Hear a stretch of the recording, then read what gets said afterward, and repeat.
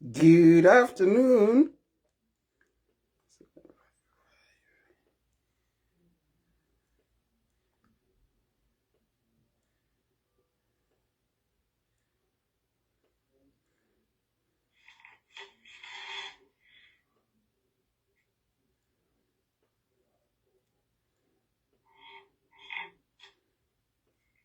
Good afternoon.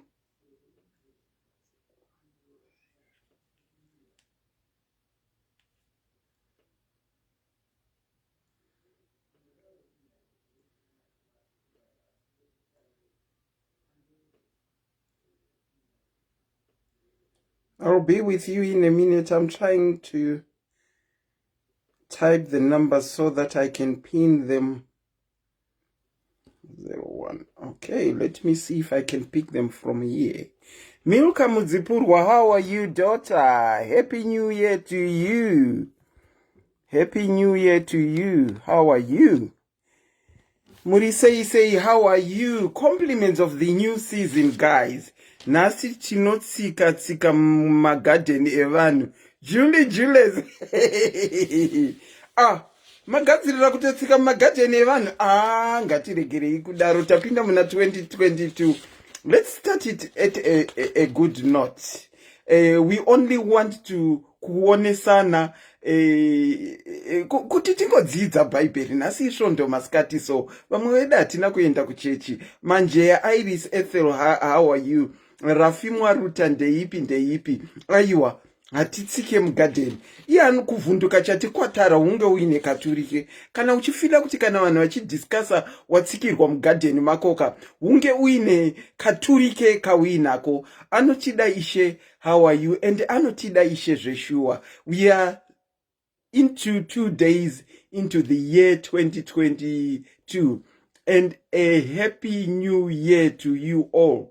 Compliments of the new season. Tinongotenda musiki atipinza nyama nemweya zviri pamwe chete. I was saddened to see ndiko hangu ikoko, but it was just in passing. It just flashed in front of me.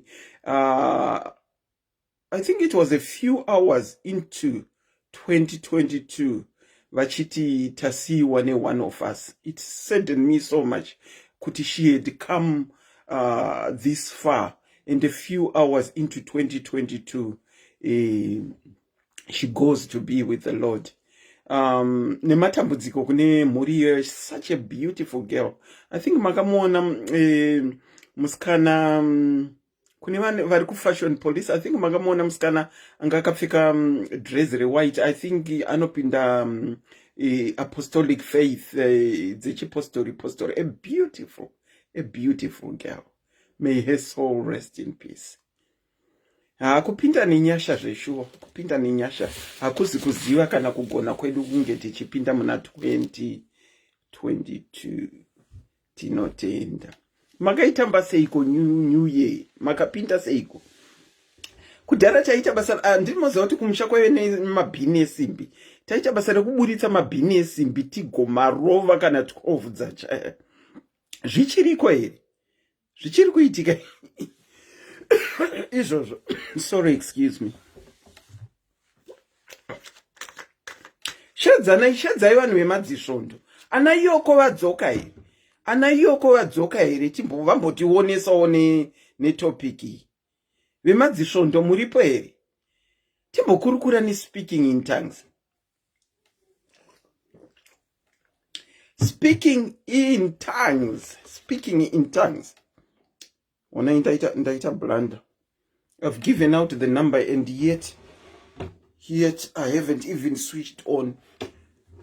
Sorry, excuse me. I will have to look for the other phone. Andinakana kutomboibatidza kana kuuya nayo pa. Ndokusarongeka. Ngotanga nekusarongeka 2022. Oh, I've got it here. Hoping that it's fully charged. Let me get a charger.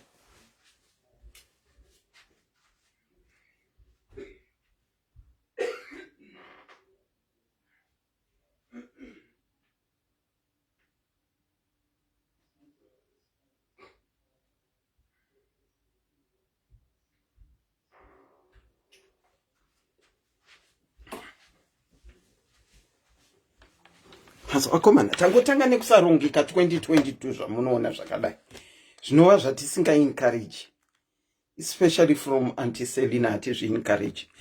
Okay, ndofunga vamwe vachiri kutamba madhindindi ema 2022 hatimirire vakawanda nekuti where two are gathered together, that's enough kuti tiite svondo.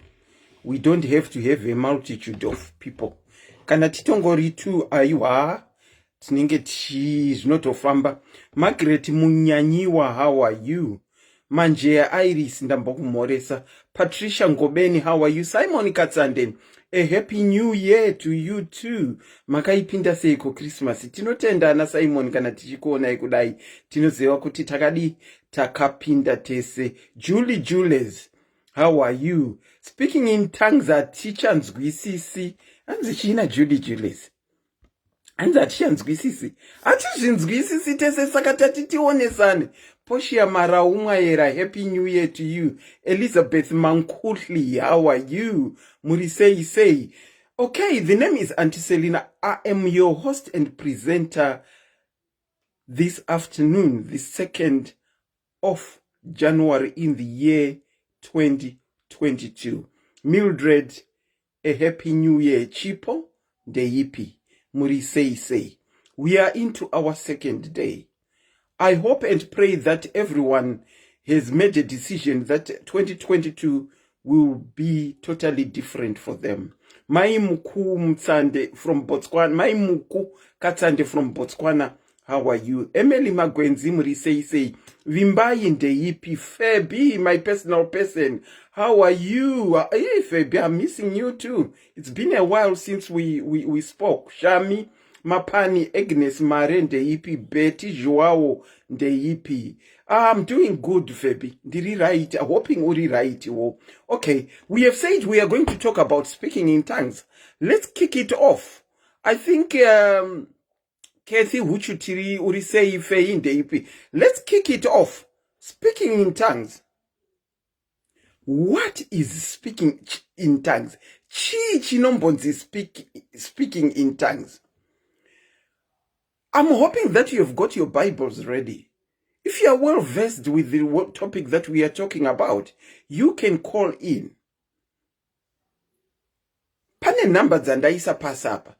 Vandati vekereke. Gore rino hatishati vanhu vaMwari nekuti tese takadzidzira kuti last year tiri vanhu vaMwari tese. Hapana munhu asiri munhu waMwari nekuti kana munhu akatongosikwa chete akasikwa nemufananidzo waMwari, therefore munhu waMwari, zvaanozoita to modify hunhu hwake ndizvo zvinozongopa kuti vanhu vangofunga otherwise.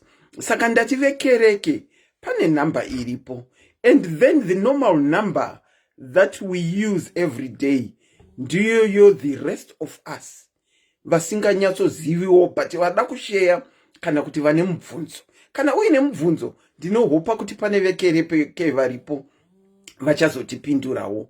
Speaking in tongues. What is speaking in tongues? Who is qualified to speak in tongues? What does the Bible say is speaking in tongues? Is there any given time that a person should speak in tongues?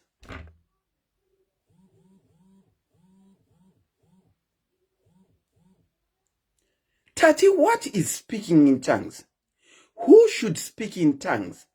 Is there any given time that a person should speak in tongues? Is it good to speak in tongues? Kana uine mavhesi emuBhaibheri aunozivawo, you are free. Now see what is really happening to me. Oh, okay, it's here. Kana uine mavhesi emuBhaibheri awinawo, you are free to call in. Kana uri wekereke, you are free to call in on 44 755 3094 235, and then kuna everyone else The number that you can call in is 44. Let me just confirm. Let me just confirm the number. Otherwise, it's 447748330801. Margaret Matamba Nazo, how are you? Tanyara Zwa, how are you? Okay, speaking in tongues. What is speaking in tongues? What are tongues? What are tongues? Let me start off in what I understand by speaking in tongues. When you speak in tongues, to me, you are speaking a foreign language. It is a foreign language. I was born Shona. Ndirimu Shona azere. Therefore, as I speak English, it's not my tongue. It's not my language. I'm actually speaking in tongues right now. That is how I understand what a tongue is. It is a gift. Why I say it is a gift is, not all of us around the world can speak English. Okay, let me put English aside. Let me take Korean or Chinese. If you hear someone who is not Chinese speaking Chinese or Korean, they are speaking in tongues. Because to me, it's a language that does exist somewhere within the world, that one has learned and mastered.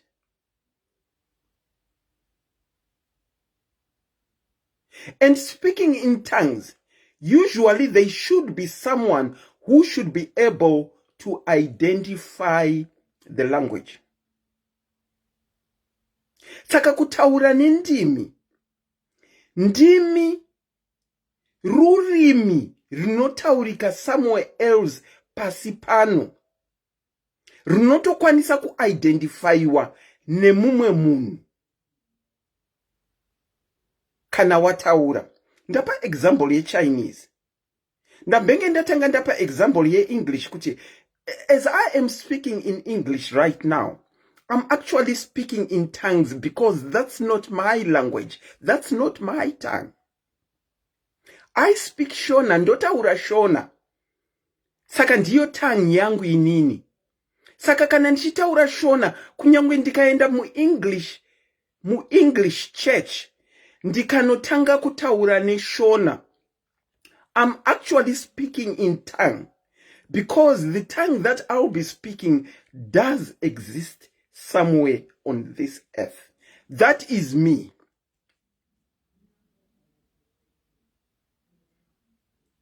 That is me. If you go in Acts chapter 2,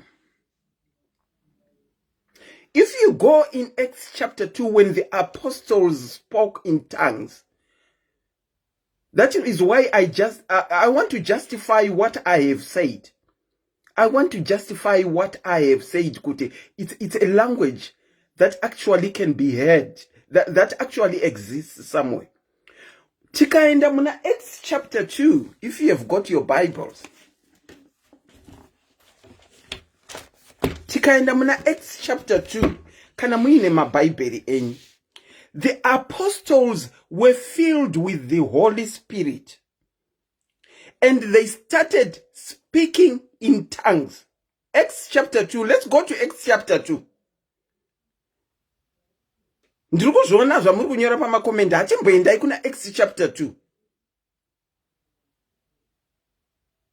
Hatimboendai kuna Acts chapter 2, when the apostles were filled with the Holy Spirit and they started speaking in tongues.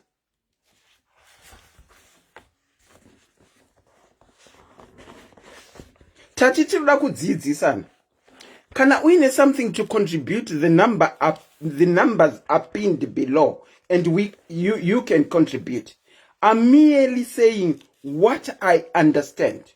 What I understand is not necessarily what you understand.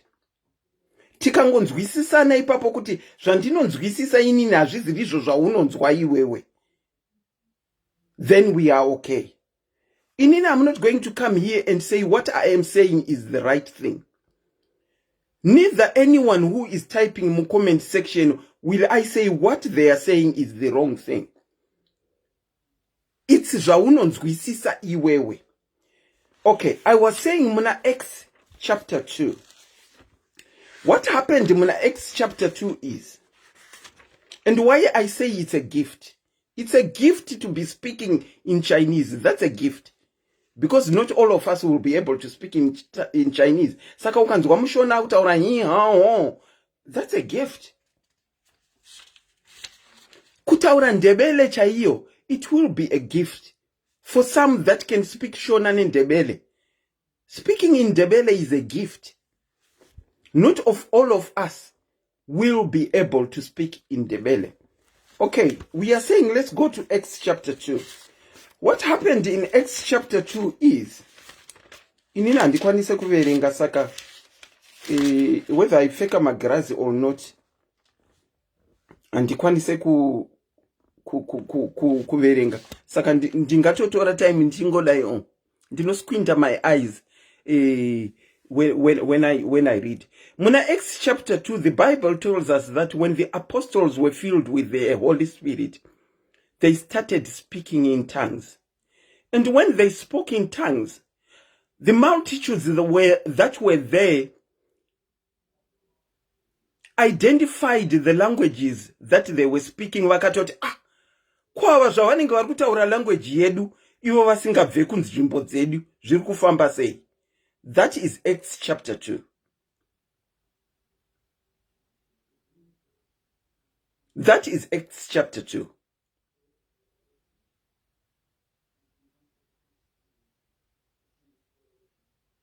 That is Acts chapter 2. Ma apostles vakataura language dzisiri dzavo when they were filled with the Holy Spirit. Chipo chashi, the lines are free. If you want to contribute and say it so that everyone hears, that will be much better. Nekuti not wese munano verenga ma comment. And kunyangwe ini ndiri pano ndiri kupresenta ndikatongotadza kuona comment yako apa. Hatisi kuita zvekurwirana kana kuda kuita anyone do down. We want to teach each other. Kana paine ane dzidziso yaari kuda kupa nematongues, the lines are open for you to call. My lines are open. I was saying in Acts chapter 2, when the apostles were filled with the Holy Spirit, they were filled with the Holy Spirit, and it's the Bible says, not me. The Bible says they started speaking in tongues. But as they were speaking, people that were around them identified the languages that they were speaking. Ini ndikutaura zviri muBhaibheri, handisi kutaura zvepasi pano. Okay, in this instance handisi kutaura zviri pasi pano, ndikutaura zvakanyorwa muBhaibheri. Acts chapter 2. People did identify the languages that the apostles were speaking. They did identify the languages that apostles were speaking. If someone has another thought, you are free to call in. For now, I'll give it a break. Ndimbonzwa kune varuda kufona kuti munotaura kuti chine matongues. Me, I am open to learning. With Auntie Selina, I will never pertain to know it all because I don't. Ini ndofarira hangu kudzidza. Ukandionesa, inini ndinodzidzisika. The lines are open. The lines are open. Do you want to contribute?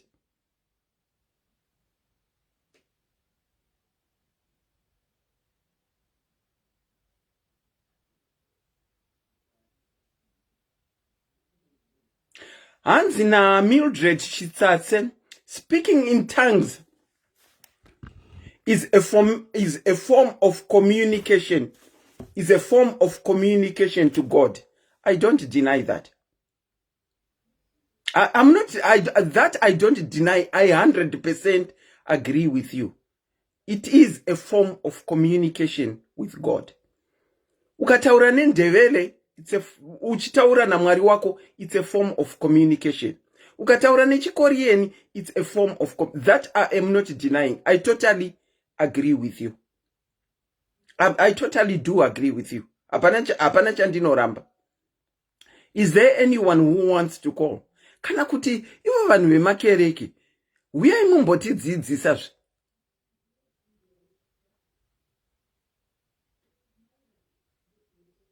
Hapana ari kuda kufona. Inenge nyaya inotonetsa. Kunyange vari kunyora zvavari kunyora mucomment section havasi kutoda kufona. Tifonerei mutidzidzise takawanda.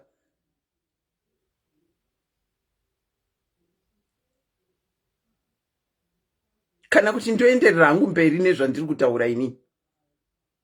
Kana pasina ari kuda kufona. You know discussion inonakidza kana muchitaura muri une mumwe munhu wauri kutaura naye achikuonesa iwo uchimuonesawo. Ini ndataura kuti muna Acts chapter 2. Handisi kutaura zvemusoro wangu. Kana matongues akuzonzi bondi ndokubhena vhavhu hameno zvinenge zvakurevechi. That's a story yandanchitofunga hangu as I was saying kuti let's speak in tongues. Iyo bondi ndokubhena waitotaura nematongues paya.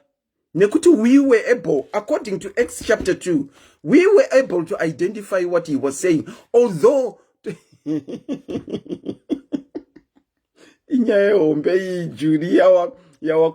although to some people that were there, to some people that were there, they were not even understanding what bondi ndokubhena was. Brenda Kampandira, tongues were languages from different nations. That is what I'm trying to say. According to chapter 2, mavapostori vakatanga kutaura nendimi. Asi mukutaura nendimi vaitaura nendimi dzisitombori dzavo. But vaivepo vaka-identifya zvavaitaura. Ndosaka zvichinzi kana muchitaura nematongues ngativei nemainterpreter anotaura. Zvekuti musi webondi ndinokubhena dai paive neinterpreter akainterpreta bondi ndinokubhena zvokwadi chechi yese ingadai yakabuda musi iwoyo vaziva zviri kutaurwa. Mwari uyu. Ipapo apostle aprofeti pavakaita bondi ndinokubhena, he was speaking in tongues. He was speaking in tongues. For me, I can't deny he was speaking in tongues. Because I was able to identify what he was talking about. Therefore, it was a tongue. But kuvanhu vakange varipo, sorry havo, bondi ndinokubhena havana kuziva kuti chii. Ende pakashaya interpreter anoziva bondi ndinokubhena kuti ainterprete kuti zviri kunzi zvemakwacha zviya nemapaundi zvakataurika pa speaking in tongues pakashaya interpreter. Ndosaka zvichinzi kana uchitaura nendimi haikona kumira pamberi peruzhinji uchitaura nendimi, because you are not edifying the church but you are edifying yourself. Ndikaenda pamberi ndoti chiko, ndikaenda pamberi ndotora nyika ipiko, ndikaenda pamberi penyika yeCongo, ndikatanga kutaura neshona kuvanhu vekuCongo pasina ari kuinterpreta, hapana chavari kunzwa. Therefore it will not edify them in any way or make them grow in any way, because hapana chavari kunzwa cheshona yangu.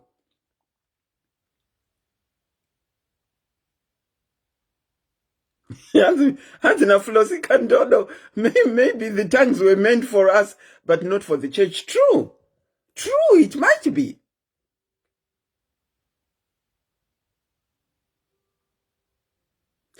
Kana uchitaura, I'm not denying kuti kana uchitaura nematongues unenge uchitaura namwari wako. No, I'm not denying it. You are very correct who said that. You are speaking to your God when you are speaking in tongues. Saka, when you are speaking to your God, you speak to your God. Haikona kuenda pamberi pema China kana vanhu vekukongo uchinotaura nechako chirudzi pasina interpreter. It's also written in the Bible. Kuti if there is no one to interpret your tongues, you are better off keeping quiet. Ndikushaya munhu wokutaura naye pafoni here. Asi ndiri kutaura dondo kana kuti chii?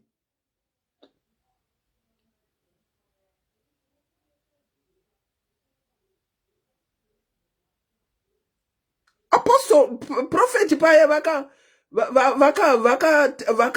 resha. I think paiva nevanhu vechishona varimo, vanhu vavanofamba navo, but havana havo kuda kuinterpreta nekuti vaiziva nekuti vaiziva matongues aitaurwa ipapo. Ana bondi ndinokubhena. And why not speak in your own language when speaking to God then?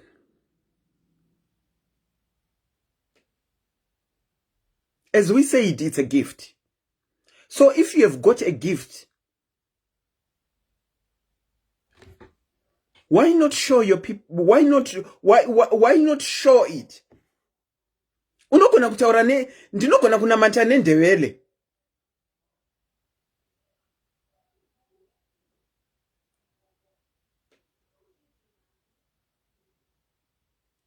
For me, it will be a gift. It's a gift. Because inini handitaure chindevere, it's a gift. Hakuna munhu waMwari here ambotidzidzisawo munai vanhu vacho. Asi vanhu vaMwari vakutitya pano. Taita kola maiwe zvangu, taita kola. Rega tinzwe kuti kola vanoti. Oh, let me say this. Hold on caller. Ndinokumbirawo vanenge vachikola to use WhatsApp. If you do call and I miss your call, iri normal, I won't be able to call you back. But in this instance, we have got a caller. Ndakwanisa kuvabata. Caller tinokuchingamidza ipachirongwa. Makadini? Tiripo enyu makadini kotete Selina. Tiripo tidzidzise iwo weduwe. Makorokoto negoresa. Makorokoto zveshuwa totenda musikita apinda. Tapinda nenyasha. Zvokwadi. Zvokwadi. Aiwa ini nangu maonero angu sezvamataura izvozvo tete kuti na X pari kutaurwa apo. Mapostori akataura nematongues nekuti pakavungana vanhu vakabva munharaunda neamwe dzimwewo nyika. Saka pawakataura mumwe nemumwe akanzwa zvaitaurwa.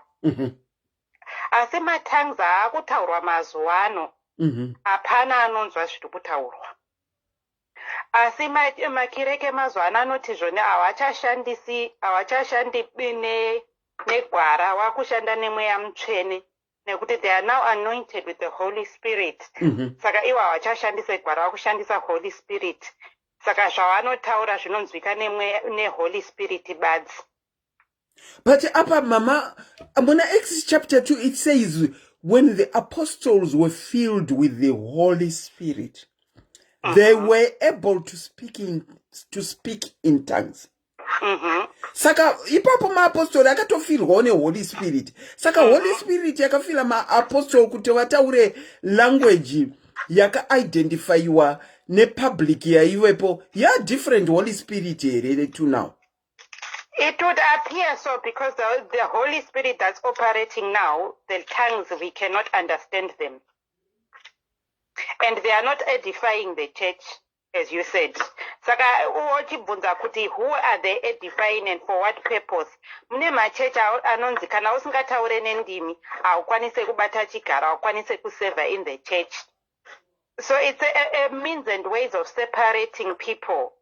it is not edifying the church in one way or the other. I don't see the purpose of it myself. Okay, tichitaura pamataura pekuti kune masvondo ari kuti kana usingataure nendimi haukwanise kubata chigaro. Tine nyaya yakapinda kukoti mazuva apera iro gore rakunopera iri remustudhendi akanga apinda kuuniversity yaakanga apinda akanzi haukwanise kunonzi kuita sei kurana for office nekuti hautaure nendimi.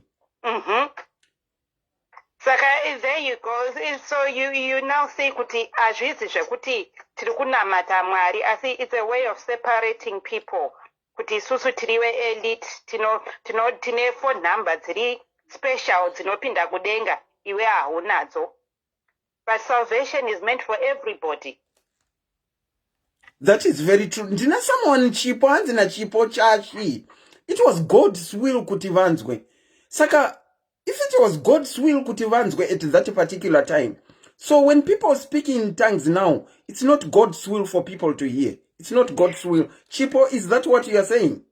So this is what I'm saying. You are saying the gospel is then for a select few, not for everybody.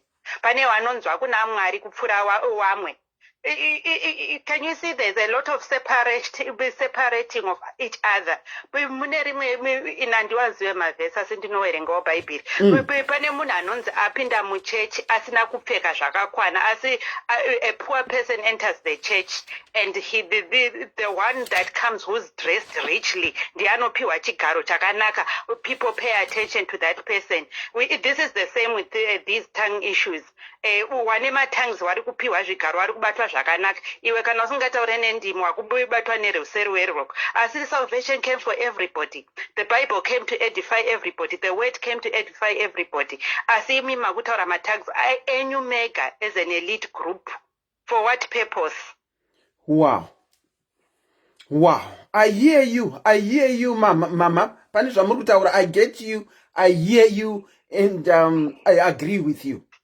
Saka ini ndomboisa pasi ndombonzwawo wamwe achataura pamwe ndinodzoka futi, asi pare zvino ini ndinoti matongues emazuva ano ini I really don't understand them. So I want someone who really understands them to come to the program also and explain to us kuti zviri kubatsira ani, zviri kuedifya ani, zviri kuwaka which gospel is it we carrying on, because for me it's separating people. Thank you so much.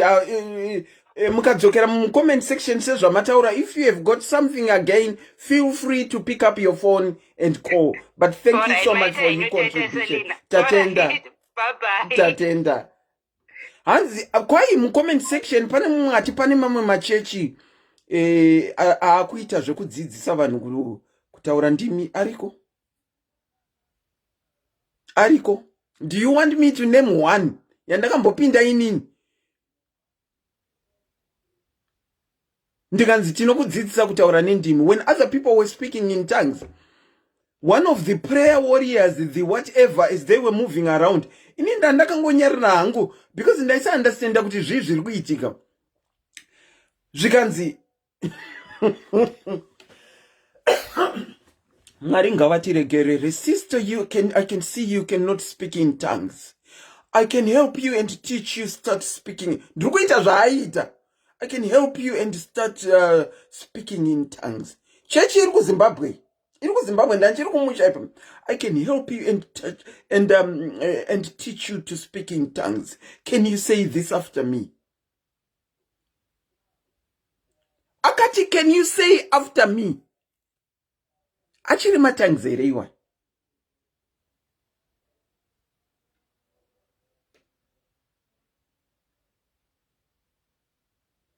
Achiri matongues ekudzidziswa. Ataura kuti kune machechi ari kudzidzisa vanhu matongues. Hana kunyepa zviri kuitika.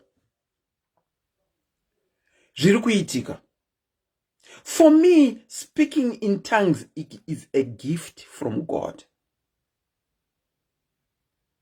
Mubhaibheri futi kune vaKorinte, if I'm not mistaken, say, I would rather have you prophesy than speak in tongues.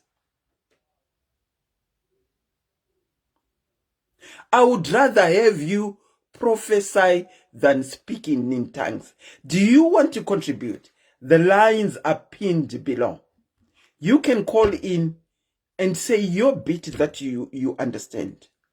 Hatipo pakudzikisirana pane zvaunoziva kana pane zvandinoziva. Iwe say your piece and I'll say my piece. But as I am saying it, it's not necessarily that my piece is right.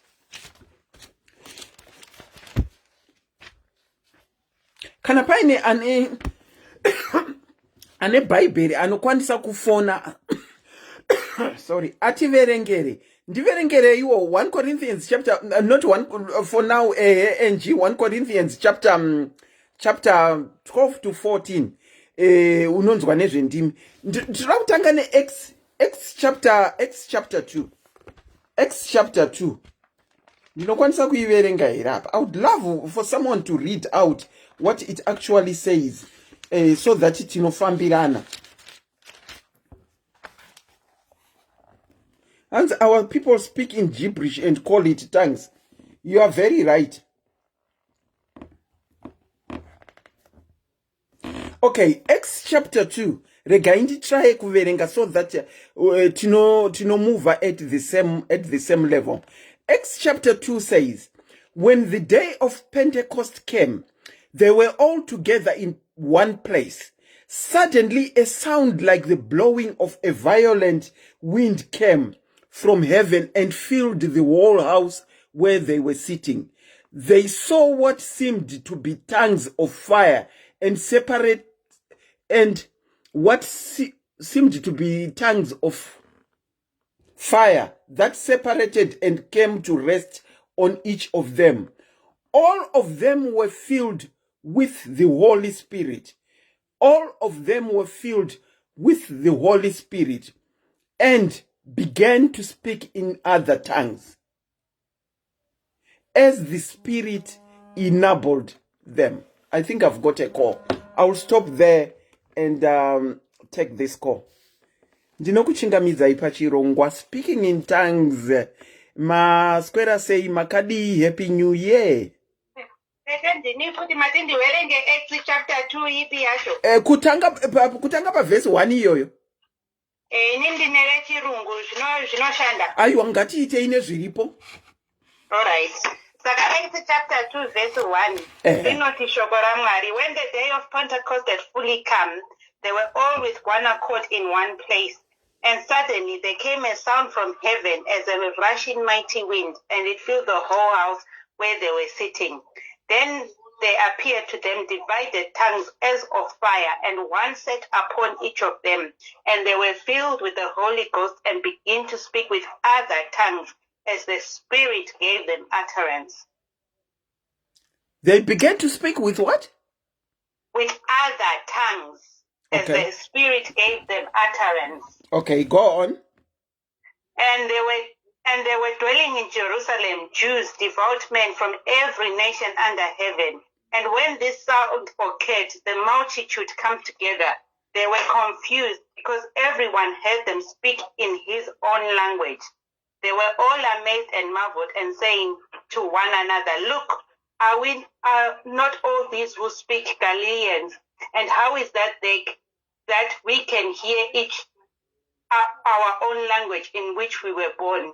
Parthians and Medes and Elamites, those were dwelling in Mesopotamia, Judea and Cappadocia, Pontus and Asia, Phrygia and Pamphylia, Egypt and the parts of Libya adjoining Syria, visitors from Rome, both Jews and proselytes, Christians and Arabs.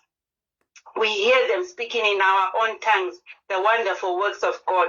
So they were all amazed and perplexed, saying to one another, whatever could this mean? Others mocking said, they are full of new wine. Okay, thank you. Thank you, Kola. I'm going to use you as my reader. Sakandikati reader, Kola, utiverengere. Please be on standby. Thank you so much, Auntie. Tatenda. It's self-explanatory. Anditombonide kubvisa kana kuwedzera zvataurwa. As they were filled with the Holy Spirit and they began to speak in tongues. But as they were speaking in tongues, which means God gave them a gift at that particular time to speak a certain language that was identified by people that were there. Because they are mentioning the places where they come from, kune language inotaurwa izvozvo.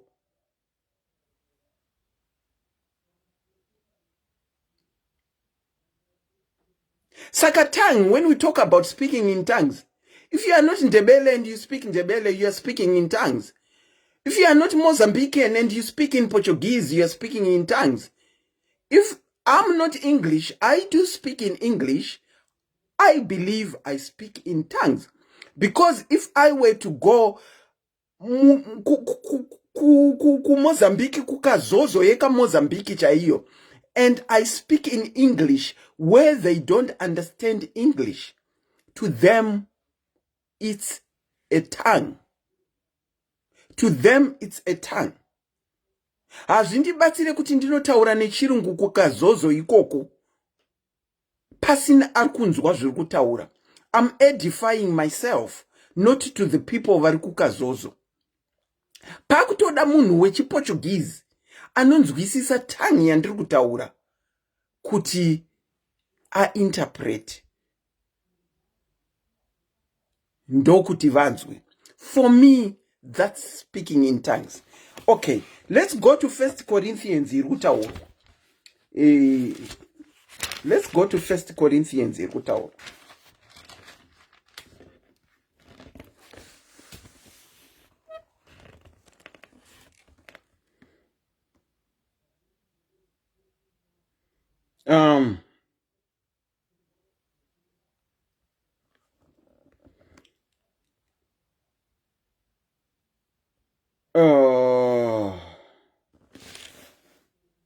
Okay, let me start here at 12.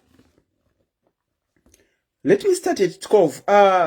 My reader, are you ready? Reader wangu, are you ready? So that kana tichitaura at the same level. Reader, I'm waiting for you to call.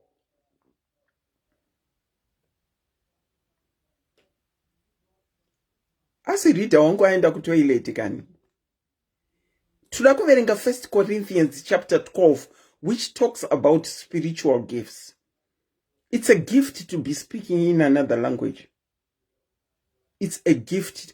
Okay, rega ndipe example hiyo ye speaking in tongues. You know, pama live. Panomba ita SIS MELLY my life. And she starts speaking in Tswana or Zulu. Vazhinji vedu hatinenge tisingatozivi kuti vari kumbotaura nezvei, vari kuti chii, because we are continuously saying kuti tiudzai kuti muri kumbotaura nechii, hatisi kuzvinzwa. Thank you so much for calling back. 1 Corinthians chapter 12, if you read from verse 1 to verse 11, please. Chapter 12, verse 1 to which one? To verse 10. Okay, Kaganaka.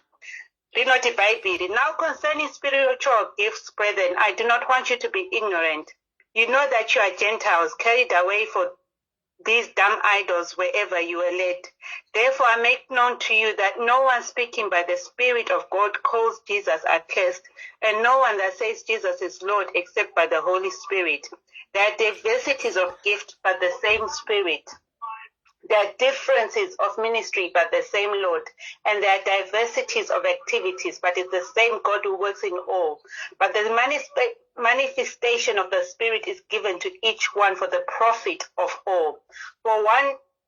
For to one is given the word of wisdom through the Spirit, to another the word of knowledge through the same Spirit, to another faith by the same Spirit, to another gifts of healing by the same Spirit, as to another working of miracles, to another prophecy, to another discerning of spirits, to another different kinds of tongues, and to another the interpretation of tongues. Okay, interpretation of tongues, which means if someone speaks, anonida kuinterpretwa. There is someone that said kuti you need thank you so much, caller. Thank you so much. Tete. There's someone who wrote kuti if you speak in tongues haufanirwe kumadzidzira. There's someone. That's a point from someone. That's a point from someone. And someone is saying, Auntie Selina, dai maunza pastor. Dai maunza pastor. Anotibatsira. Tiri kutokumbirawo kana paine mapastor pakati penyu apa kuti vatifonere vatidzidzise. Remember, I said what I am saying is not necessarily correct to you, but to me it is correct. And what you are saying is not necessarily correct to me, but to you it is correct. So if what I am saying is not correct to you, this phone number is pinned below so that you can enlighten us. Pane mumwe ari kumenshena vamaponga vanobatika here vamaponga vacho. Saka pakati pedu pa 100 something apa hapana wesvondo. Hapana wesvondo angatidzidzise.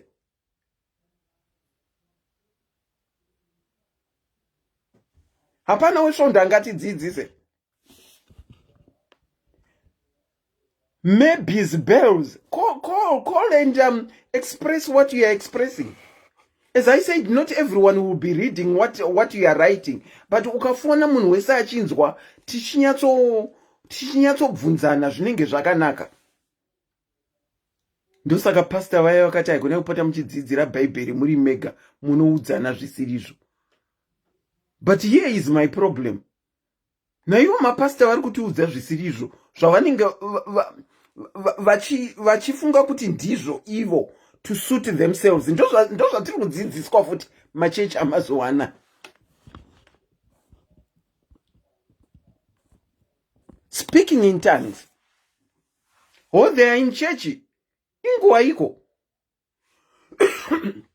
Kunoku dziri kuma-12. Hanzi vaenda kusvondo havapo. Saka kuti pamwe tozoiita ari manheru. Kuti pamwe tozoiita ari manheru. Kana kuti ndotsvaga pastor vanotidzidzisa. But still, vanokudzidzisai zvavanofunga ivo kuti ndizvo. Brenda kamupandira phone. Call uti brekere and explain what you want to explain. Hanzi vesvondo vari kutosvondora havo. Ho vari kusvondora dzimwe nzvimbo havasi kuenda kudzisvondo kwakavharwa. Mwati dai maita kuma-5.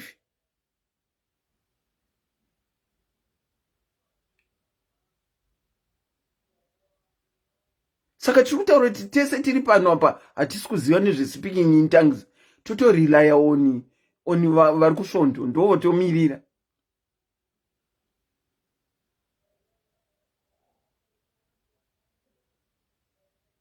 Yeah, we can't melody as 1 Corinthians say kuti tinema different kinds, tinema different gifts.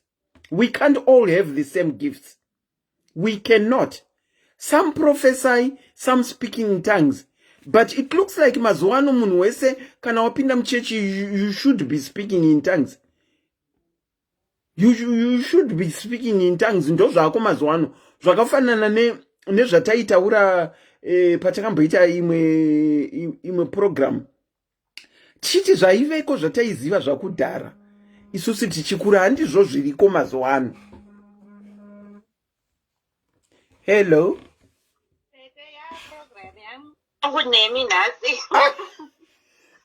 Aiwa, taura imi zvamuri kufira kutaura kana pasina ari kufona taura henyu. Go on. I just found it interesting the chapter you made me read just now here kuti kuvanhu vanopiwa ma-different gifts. Inini ndiri ndinofamba mumakireke akawanda iyaya emweya avanotaura ma-tongues most of the time. You will not find anybody else with these other gifts that are being mentioned. The only gift that they put forward and market is my tongues. Iye futhi anoita matongues acho most of the time is the one who's doing the healing. He's the one doing the prophecy. He's zvese zviri kwaari munhu iyeye in one person. But here the Bible is clearly stating that these gifts are given to different people. So how can one person out of 50, 100 people be gifted with all the gifts that are given by the Holy Spirit and no one else is gifted? Meseni munongopiwa matongues. Wow, umubvunzo vari kubvunza vari kuti I've been to so many machechi, but zvandiri kuona mumachechi ndezvekuti pataverenga apa kwanzi magifts akasiyana, but we are finding mumachechi kuti ari kunamatira ndiye anotaura nendimi, ndiye anohila, ndiye anobvisa madhimoni, ndiye zvese. Why is it? Saka vari kutoshamiswawo nazvo after reading this kuti koiko zvino munhu akuita magifts esesei. Ameno, regai tinzwe kuti pana angatipindureri. Maita henyu tete. Tatenda.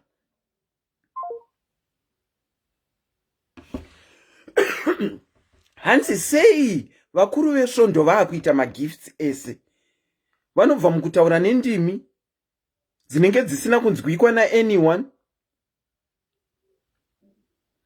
Hanzi naMasibanda rule, genuine tongues were to be interpreted.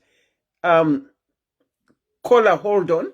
Genuine tongues were to be interpreted or understood. Yet these days no one can understand them. Moreover, the tongues are the same across the whole church. Wow. Zvakangooma. Iwe. Caller zvadikwa. Rekandiva fonere back. Ameno. Ameno Masibanda.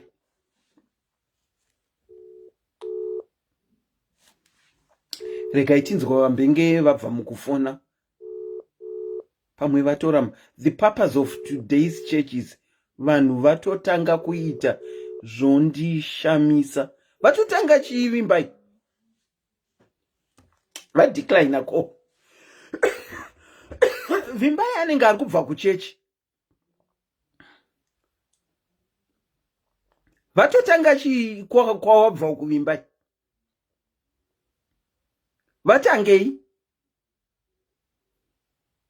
Pana ngati enlighten kuti mazuva ano sei munhu one ane all the gifts. All the gifts.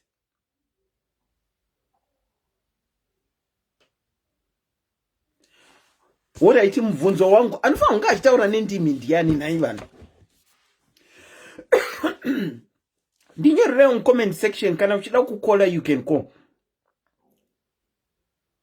Ndiani anofanira kunge achitaura nendimi?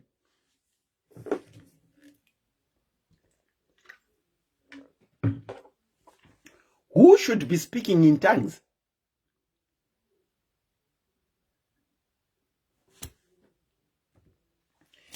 Ndinokuchingamidzai pachirongwa SIS MELLY's diary speaking in tongues makadini. And happy new year. Tete Magadi. Tiripo happy new year to you. Murisei. Aiwa tiri nani zvedu tinotenda musiki tamu second day ya 2022. Aiwa zvinokudzwa tinodzosera mbiri kuna Mwari. Zvokwadi. Right, panyaya matongues patoda kutaura apa, toda kuti tingoonesana. Matongues maziviro andinoaita nemaverengero andakariitawo nekudzidziswa muBible. Okay. Matongues amuite vanhu vaviri vanotaura chinhu one. Matongues igift yekuti inotointerpretwa nemumwe. Okay. Panofanira kunge paina interpretation inotoitika ipapo. Okay. Tonotarisa kuti machechi ariko mazuva ano kubva kune vanonzi vanoimba vanoita matongues akafanana, koita kunzi kune avavo vari padhuze namufundisi kana kuti vanodedzwawo chinzani, zita revanhu ivo handigone kuti nditaure, vanotaura futi matongues amwe chete akafanana nevari kuimba. Okay. Motarisa kuti vari kubata mabhegi atinoti emaofaring mumachechi vanotaura futi matongues mamwe chete yawo. Kana muchiti mamwe chete muri kuti isemu here? Same tongue. hongu. Okay. Same tongue. Inini ndichikura ndakakura ndiri munhu yawo wekuti ndichaibreak because ndopo vamwe chance kuti vazofona. Ndakakura ndichipiwa mavisions ndichirota. Okay. Kubva ndiri paage ye7 years. Hazvina kushamisa baba vangu nekuti baba vangu aitoziva kuti ndikavakamuka makusena kuti nhasi waone ndovataurira. All right. Ndikakura ndiri muchechi mandakakura. Muchechi imomo makange musina zvese izvozvo. Ndakakurira muSalvation Army. Zvazvisimo. Ndazobva munyika yechizvarwa ndichiuya kuzotsvaga basa munyika mandiri. Handikona kuti ndizvitaure futi because ndini nemi tiri kutaura. It's okay. No. You don't have to say where you are. Thank you. Ndokubva ndapinda muchechi. Mandakasvikopinda ndapinda muchechi. Ndakatanga kubvunzwa kunzi unoonei? Ndobva ndati hapana. Ndofunga vakaedza kuti vati neni ndikati handina chandiri kuona. Kuzosvika rimwe zuva pandakaona zvinhu zvakandityisa. Ndobva ndati regai nditaure nekuti ndakunosangana netsaona. Taiti tikatanga kunamata, ini ndasina matanks kana nanhasi handina matanks andotaura. Asi hazvirevi kuti hapana chandinoona, hapana chinodarika maziso mangu, hapana chaunondudza kuti ichi chaitwa ndikasaona ndinochiona. Vakange vatozviona kuti ndozvandiri. Vakaita dhei rekuti vakati toda kumboita munamato kubva makuseni kusvika parinodokera vasina kurisiva matangs vareceive. Vakaswera vachiita yavo iyo yavanotaura iyo yavanotaura chiti gidigidi. Ndakanyarira pese ndatogara hangu pacheya. Ndakutooneswa zvimwe zvakasiyana nezvavari kuita. Wow. Svondo rakazoteera. Ndakanzi kana uchizenge waserious kuti uda kureceive a gift of tongues, wozodzoka muchechi. Zvaitoreva kuti ndatodzingwa muchechi. Sorry, makanzi kana uchida kureceive the gift of tongues. Kana waserious yekuti uda kureceive a gift of tongue, wozodzoka. Mapanzwisisa? Ndapanzwa, ndakashama muromo. Aiwa fara yenyu muromo. I'm trying to digest what you are saying kuti kana uchida kureceive the gift of tongue, wozodzoka futi. Okay, go on. Iri nyaya yekuti zvese zvavainoita. Nyangwe ndisimo, ndikangobwaira kudai sinondotokuziva kuti apo pari kupesa apo. Iyo ndimirira kuti musi wandinouya ndichasvikuenda ndichine paripoti yekuti ndazoti. Inini handina kukura ndichiita izvozvo nokuti handina kubvira ndakaudzwa izvozvo. Mumachechi zvirimo. Okay. Matangs asi emunhu wese. Until nhasi. Ukataura matangs ako, ndakakutarisa. Kana mukaita maviri kana vatatu, ndakakutarisa. Chinhu chandokumbira ndakakutarisa nechiti ndaunzwa kuti zvorutaura kuzvitora kupi. Pamwe pachona panorerekera. Rimwe zuva pamunenge ndimaisa topic yekuti yemafastings, ndichazodzoka zvekare. Nhasi muri pamatangs, ndichadzoka zvekare kuti tigozopapandanira futi papo nekuti igame iri kuita kunge vanhu vanonzi makambotamba draft kunzi ibvapo waenda paoenda yabuda. Ndichapawo vamwe mukana kuti vataure zvavakasanganisana nazvo. Ini ndo zvandakasanganisana nazvo. Ende hazvina kundimisa kuti nditi ndinopfugama ndichinamata ndichikumbira kuti ndirambe ndichienda mberi ndichiona zviri kuitika. Kwete kuona nyaya dzamainingi. Ndinotokumbirira kuti ndoda kuziva kuti upenyu hwangu uri kuenda papi, ndoziva kuti ndakatsikawo papi nemhuri yangu yandakaberekwa. Zvemumachechi izvi akungoenda kuchechi, ukaenda kuchechi kunononamatwa moverengerwa shoko, mapedza kuita shoko moti amen mobuda moenda kudzimba dzenyu pakareruka. Okay, saka imimi you are a seer. Asima tongues, you don't have the gift of tongues. Handitotaure ndimi idzodzo, hazvimo. Ende ndakati hazvisi zvandakaberekwa ndakaita, ndambobvira ndakazvitaura. Handitaure zvinhu zvisipo, ende handingateedzere zviri kutaurwa nauyu. Inini ndinotoona nekutorota. Ndosaka ndati imimi you are a seer. Hongu. Okay. All right. Saka mati kubva ku praise team kunobata kuna Asha, they are speaking the same time. Vanotaura zvimwe chete.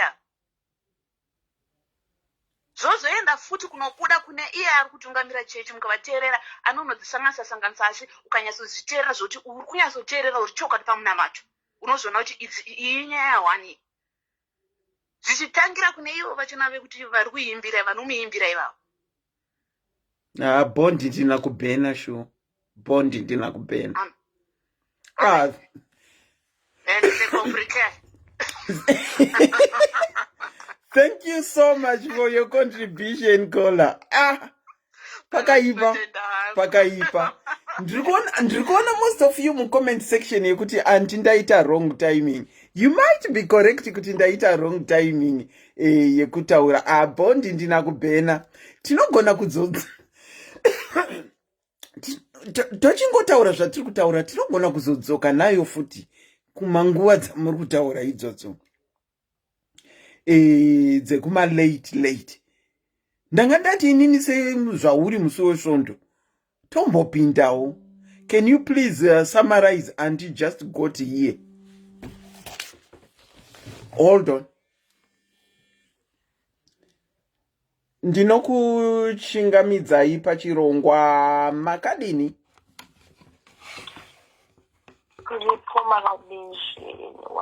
Tiripo, speaking in tongues. Happy New Year to you. Aiwa tinotenda tayambutswa nyama nemweya zviri pamwe chete. Inangu ndoda kungotaura zvandakambosanganidzana nazvo ndaenda kuchechi iyo yenyaya yematanzi.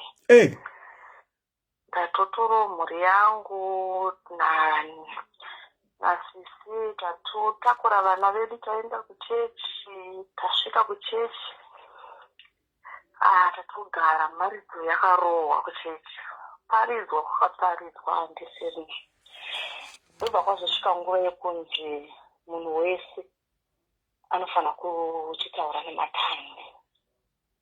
Ini muchechi makazosvika nguva yekunzi vanhu tisumukai, munhu wese anofanira kunge achitaura nematanzi. Saka takanzi sumukai wotarisana nemumwe wako wakagara naye. Yangu yekuti munhu wese ari muchechi anofanira kutaura nematanzi. Ndakabva ndatozungaira kuti nditaure nematanzi kona ipapa ndichatotanga kutaura nematanzi zvakatondinetsawo. Saka zvakanzi kuchafamba. Saka muchechi mune makadyarana, handizivi kuti vanovati chii, vanenge vakamira kona tukona, hamene kuti vanovati chii muchechi. Saka vakanzi vatazofamba vachitarisa vasiri kutaura nematanzi vese vanotorwa voenda kudenga, kana chiti kudenga kuupstairs, yange neupstairs building.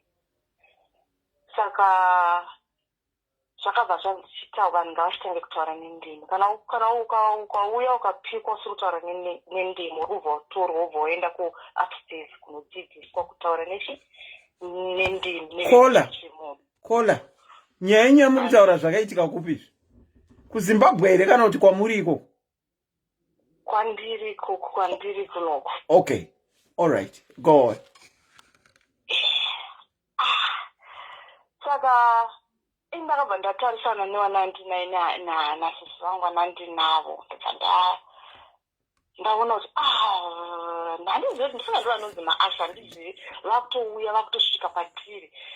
Ndofunga kuti ndiende upstairs kudenga nodzidziswa ndimi.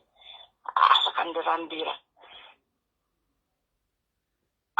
Hello, ndiripo. Ndakamirira kunzwa next move kuti ndobva ndaita plan. Ndikati tirege nditotaurawo nendimi nhasi panapa. Ndakabva ndangodzifoma ndakadziti aiwa zvokuti ndisumuke ndibve pabhenji ndiende upstairs kwete. Ndobva ndangotangawo kuti ndira raka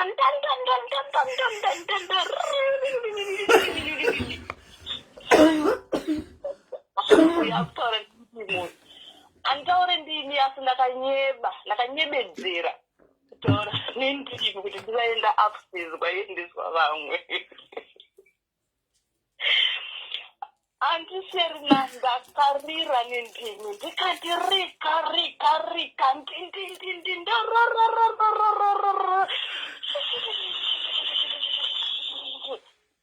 vakatodarika pandiro vakanditi uya kutaura nendimi. mudzidzisi wangu nemumwe bhururu vakatotorwa vakaenda upstairs kunodzidziswa ndimi. Zvinhu zviri kutoitika. Inobva tobva tazogara muchechi muye handichagarisika manje ndakumirira sisi wangu kuti vachidzoke kubva upstairs. Vari kuteaching yematangs because havana kuzvaramba kuti ndimi dzibude. Ndakungoti pandakagara ndiri kungocheuka kuti kuofisi vari kudzoka ndakazoona vakuuya vagara padhuze neni. Ndobva ndakwenyera ndikati makuti vanengemere zvikanzi zviri kwani hapana tangosvika kugariswa kumabhenji kubva tazongonzi time tidzokerei munogara kumabhenji. Ndikati itishuwa hapana tangogariswa nguva diki hapana zvatamboitiswa. Ndikati ndizerina chechi uku. Ndobva ndangoti okay saka takamirira kuti chechi ipere. Pakazosvika nguva manje yekunzi vanhu vakuchiuya kuzonamatirwa kumberi. Saka ndobva taenda tikatachega tinonamatirwa. Asi tisati taenda pakaita gurupu revanhu vakangotanga kuenda kumberi. Vanhu ava vaiti vakabatwa kungobatwa musoro vobva kuti pasi pidhiri kuona. I'm actually seeing comments vachiti ari kutaura chokwadi ndakazviitwawo. Andisirina handingazotauri zvangu chechi but mabasa chechi vanotobva kuZimbabwe vachitouya chechi inenge yakatozara. Kunenge kwakazara handisirina kuchechi.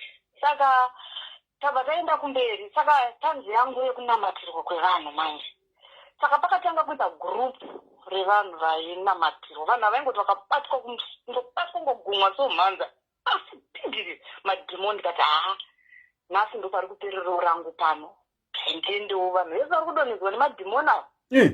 Ndoenda kudai mapushirwo andakaita. Ndikati uku kwakupushwa kwokuti udonhe. Dhimoni chairo hapana. Ndakapushwa unorohwa mhanza iyi kuti udonhe hakusi kudonha kwedhimoni. Ndakanyatsozvinzwa panapa kuti panapa ndapushwa zvokuti ndidonhe pasi. Bata handina hangu kudonha. Asi handiserina patakangoti chechi yapera. Masisi tapinda mumota yapinda yake tichisvika kumba takati ngatiregei kuita zvatiri kuita izvi. Kana tichinamata ngatinamatire mumba because indazorova ndimi dzenhema.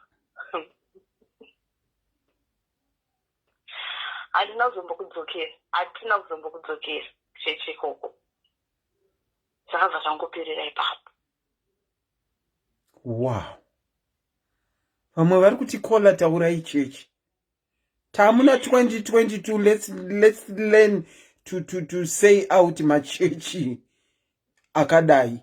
Vanhu vari kutaura uri mucomment section. Ina handizirini ndadaro. Kana musiri comfortable kutaura musataure zvenyu kono. Makashimanda ndimi. Ndakadziita ndafunga kuti ndakubva panapa ndiende upstairs. Zvainzi vasiri kutaura nendimi vari kuenda kudenga. Saka pavaiti kudenga vaiva upstairs. Ndakati ndogoenda kudenga uko. Apa ndichakwira masteps maya. Saka nditongoita ndira ndakamira panapa zvifambe. Zveshuwa vai vanofamba vemuchechi vai vakamira kuona akabva toti uya akutaura nendimi. Ava vazamba vatonhongwa mva vaenda upstairs. Ndo zviri kuitika mumachechi. Manje inini musati mauya pane pandambosheya kuti inini ndakambopinda chechi yakanzi let's begin to speak in tongues. Mbozvitaura pana let's begin to speak in tongues. Inini ndikatadza kutaura in tongues. Ndakauyirwa but munhu akatanga kundinamatira akati you can now begin to speak in tongues and repeat what I am saying. What I remember vividly, what he was telling me to repeat. Rakafamba, rakashanda, rine simba. Aive murungu, but kana achitaura zvaisaunda rakafamba, rakashanda, rine simba. Rakafamba, rakashanda, begin to say rakafamba, rakashanda. For me, it happened, zvakaitika kwamuri.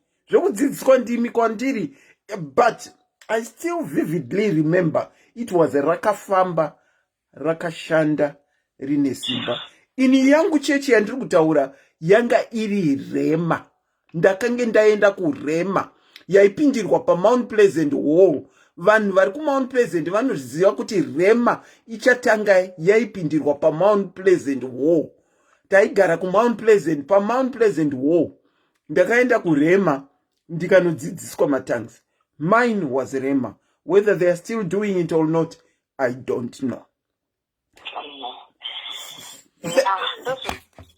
Kuitika zvokuti takazongoto tagara ndikati uku kuchechi kwatoda kuti tiende uku apa tinodzidzisana kuti muchechi imomo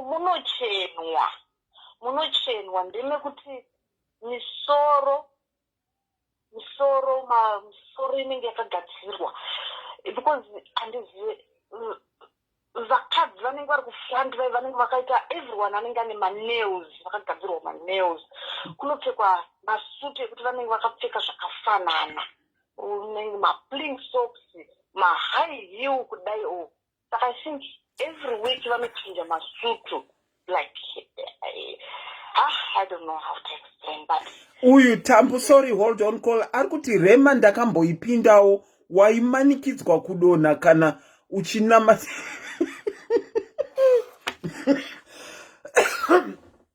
uchinamatirwa vakomana zvakaoma saka mati vanouya vakadresa nemasutu haikona kunochenwa zvokuti ndakati ndiri mwana mudiki handizozvikwanisa kuti every week ndinofanira nge ndine sutu because vanopfeka mostly zvakada kufanana think then misoro inenge I'm not saying kuti hauenda wakazvishongedza kuchechi but kuzoona kwandakaita like every woman anenge ane manails ari pana akagadzirwa mahigh heel mapling socks handisi kushora kupfeka kwangu kwakanaka chezvo but kana wakuzoendesa vana inini nokuona kwangu kuti handizozvikwanisa ndakaona kuti vana vanotadza kunamata vakuti mama isusu onai zvati takapfeka onai true.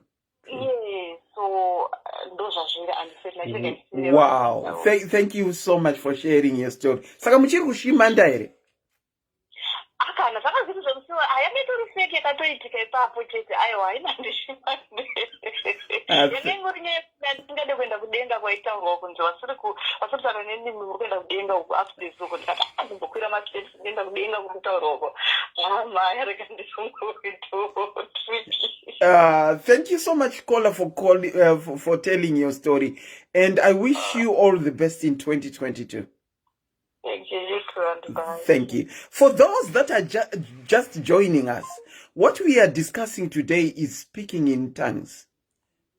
I have narrated ndichitaura zvakaitika muna Acts chapter 2, whereby the apostles started speaking in tongues, and people that were there were able to identify my languages avo aitaurwa nema apostles. And then we also touched on 1 Corinthians chapter 12, where we were saying speaking in tongues is not for everyone, but it's a gift that has been gifted to so many people, to certain people.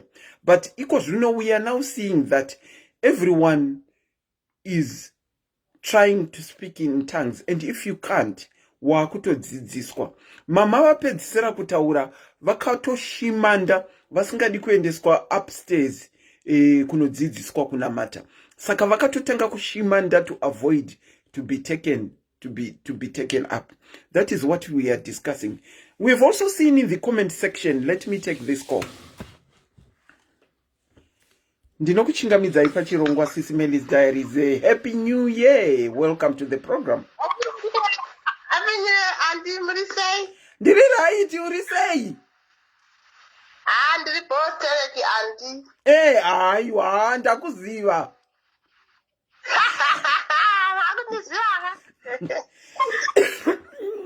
Go on, the floor is all yours. Yeah, Auntie. Ininika. Ini ndinotodzida. Ndimi ndinotodzida. Munodzida? dziburusawo kwandiri. Okay.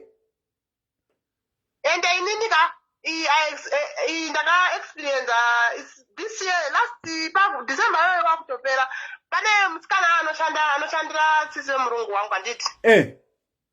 Saka akauya kwangu aifana kuuya kundibatsira basa because vanhu vanenge vakawandisi vana vanenge vari vasingaendi kuchikoro saka basa ranga rakawanda ndobva murungu akumbira sisi wake kuti tipei musikana wako agobatsira umwe so aifana kuuya nobhatadza kuuya saka akazouya umwe musiyo ndobva tadhivana musiyo ini ndakafasta iye ndobva auya akafastawo saka ndasingati kuti ndakafasta nokuti hatizinozi musaudza kuti ndakafasta saka ndakangomti uye tubike chikafu chichi tikanzi ndichabika saka ndobva ndangozora chimwana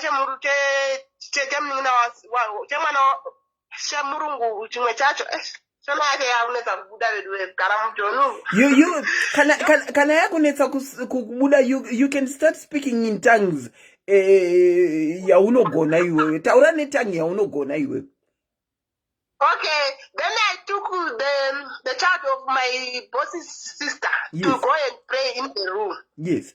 I didn't want that lady to see that I was going to pray because I was fasting. I didn't know she was fasting too. Okay. Then when we pray, that boy is 12 years. Then when we pray with the boy, I teach him, let's pray, must tell God everything, what.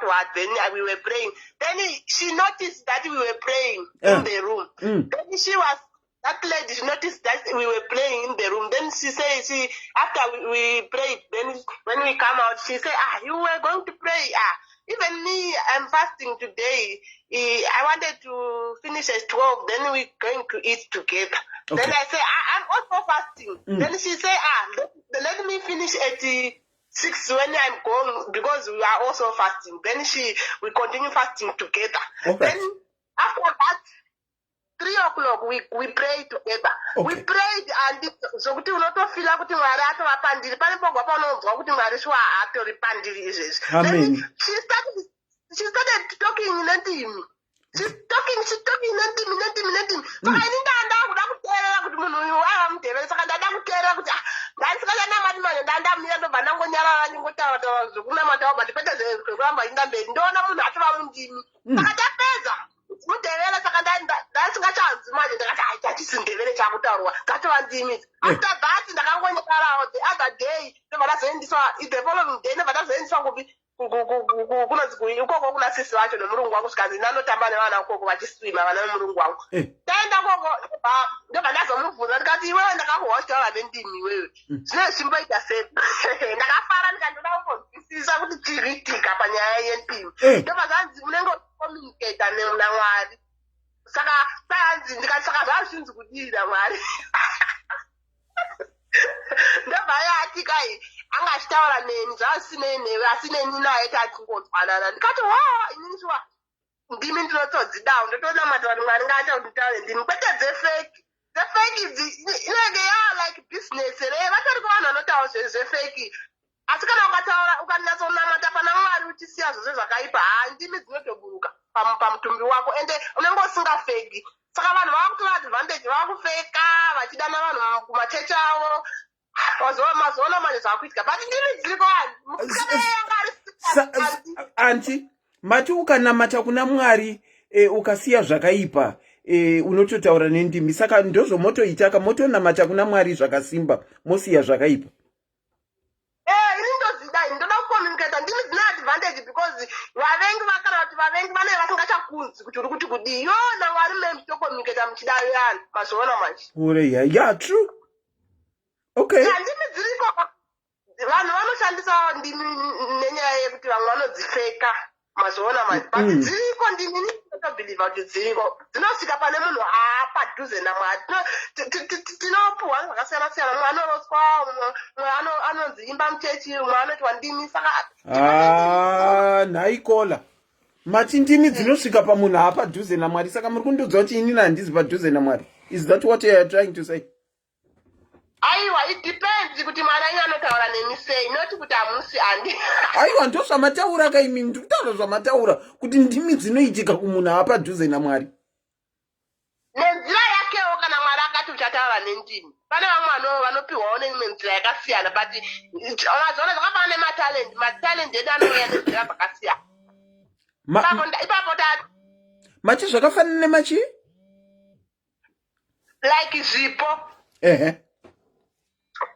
zvipo zvinouya nenzira yakasiyana nekuzvarwa kwedu umwe ane chipo chokupasa chikoro umwe ane chipo chebhizinesi umwe ane chipo chokuti hameno zvakangosiyana-siyana zvipo zvatinopiwa namwari ndo zvinoita nendimi sorry hold on number ending with 410 I'll call you back just now number ending with 410 I'll call you back sorry go on caller sorry zvakafanana nezvipo handiti tine vana vedu vakasiyana umwe ane chipo chokugona kubika umwe ane chipo chokuruka umwe ane chipo chokudii zvakangosiyana-siyana handinozivisa handi kutaura handi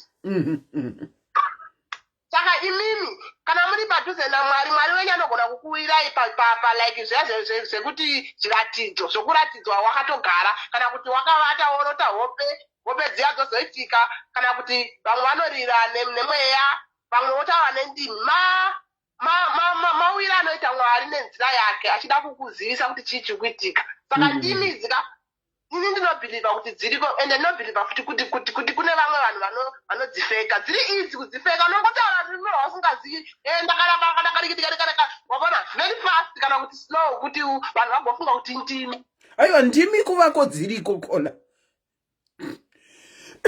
tinobvumirana ndimi kuvako dziriko asi pane vanodzifeka vanhu vatumwa vasatani vari kufeka true vari kufeka ndimi variko percentage hombe iri kufeka percentage hombe iri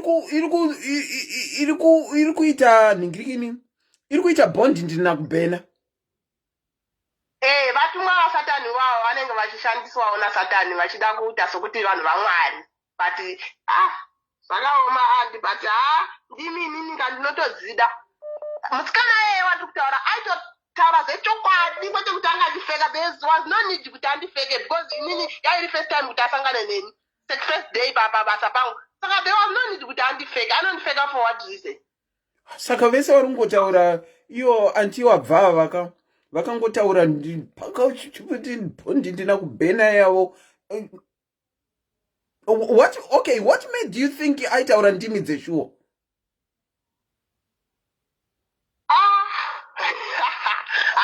mubvunzo handikoni kupindura but I believed kuti dzaiva dzechokwadi aiwa kana muchibhilivha aiwa tinozvikudza tinozvitenda I sincerely hope that in the near future especially this year of 2021 the Lord will grant you the desires of your heart. Your desire, you said, is to speak in tongues. I pray that God grants you that desire. Thank you so much, Colin. Amen. I receive. I will speak in tongues, Andy. Thank you so much. Thank you. Bye-bye. Bye. Ndinokuchingamidzai pachirongwa kola makadini. South Africa, I'll call you back. Ndinokuchingamidzai pachirongwa makadini. Hello, makaniko Auntie Selina. Tiripo, happy new year to you. Same to you. Thank you so much. Thank you. And ini ndangoti regai ndipindire panyaya dzendimi. One minute. Sorry, my diaries. Happy new year to all my diaries. Kola kwai happy new year to you all. Alright, inini nyaya dzendimi ndangopindira zvangu nyaya pakati but ndine contribution yandinayo. Go on. Yes, ndakava ne-experience. I'm going back 2003, 2004. Ndakapinda Pentecostal. Ndakapinda muno mu-UK. Saka takabva taenda kuconference. Ndakakurira mu-Salvation Army. Okay. Takabva taenda ku-Salvation Army isusu kwanga kusina ndimi, hakuna ndimi. I don't know zvangu izvezvi. But kwanga kusina zvendimi izvezvi. Saka ini ndazoenda kuPentecostal yakatangirawo kuZimbabwe. Takabva tanzi those who are not filled by the Holy Spirit uyai kumberi then todini tokunamatirai kuti mufirwe neholy spirit. Madhayaris takanamatirwa indakaenda neshamwari yangu tanga tiri 2 ikoko takamira takawanda but ini ndandine munhu wangu andaiziva tese tatiri masalvationist kuona vanhu tawiwa about 30 people paline kuona vanhu vari kungobva 1 isu tazosara manje tava 4 ini ndakati tatenda molinoxigwa kangwarira iwo you can do better than this embarrassment manje ndoyaga yakuchindikuwadza pamberi paya mani vanhu vakuya kunondisvimira munzeve mangu left uri kuright mumwe ari kundipusha mumwe ari kundiita uku kuti nditaure ndifirwe neholy spirit. Guys, ndakataka kungoti murototoriana ndiri yakasanda ndiri yakasakata murokotora mai vanhu vakafara dzokora dzai zvamakatanga taura ndakati panapa ndinoiskepa sei fadhava panapa because ini ndiri munhu anonyara zvangu saka ndandisina chadi kucharamba ndakuwana attention yanga yavapo because kana pataa takawanda it was okay but now vanhu vese vanga vakuya manje vainamatira we like talking of manonzi maminister o like 7 or 10 vainamatira vanhu so kana vanhu 4 vazokuunganira manje ndakati no ndimboita drama rangu drama queen ndinonzi ndiri drama queen ndingotanga kutaura because ndakanzi usataure nelanguage yaunoziva kana yaunogona chingotaura chete but not nelanguage yaunogona ndingotanga kuti mutotoriana ndiri yakasanda ndiri yakosiyakata ndiri yakata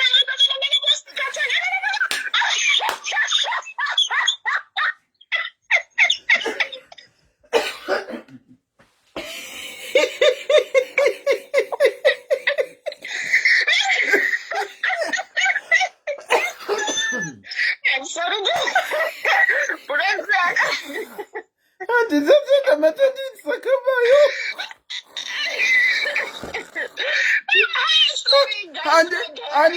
Anditatenda for the third and final time. So gonna say.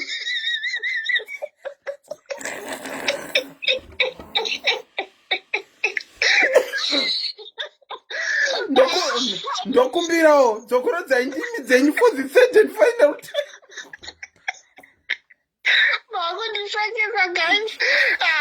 Guys. I'm sorry, I just spoke on Jesu panapa. Get me right. We are not mocking Mary panapa. No, Antitatenda. Antitatenda. It's not mocking.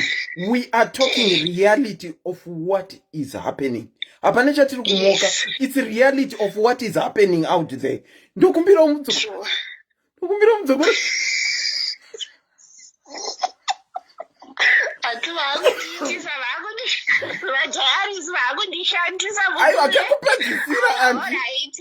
ndakabva ndatanga kuti ndakuda kutiza panapa ndakabva ndangotanga kuti murokototoriana ndiri yakasanda ndiri yakosiyakata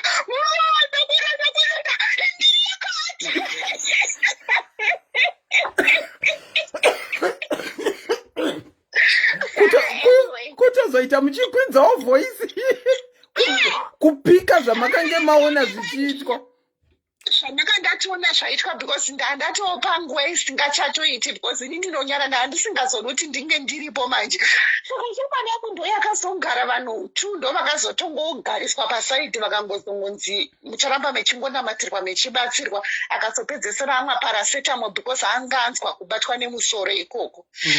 That's one thing. So ini nangu personally ndakabva ndangoti izvi zvemandimi izvi zvinhu ndakabva ndatongozviti ndezvekunyepa. Because experience yacho muPentecostal DNA dzamista dzababa wemadna handinotaura handisikutaura kuadvertisa madna company vamwe panhu panapa zvekunzi 99.9% zviyaka zvirimo muchechi 99.9% yemandimika ndeyefeki uri kunzi uri munhu akuya kunokupa pekugara anonga achitaura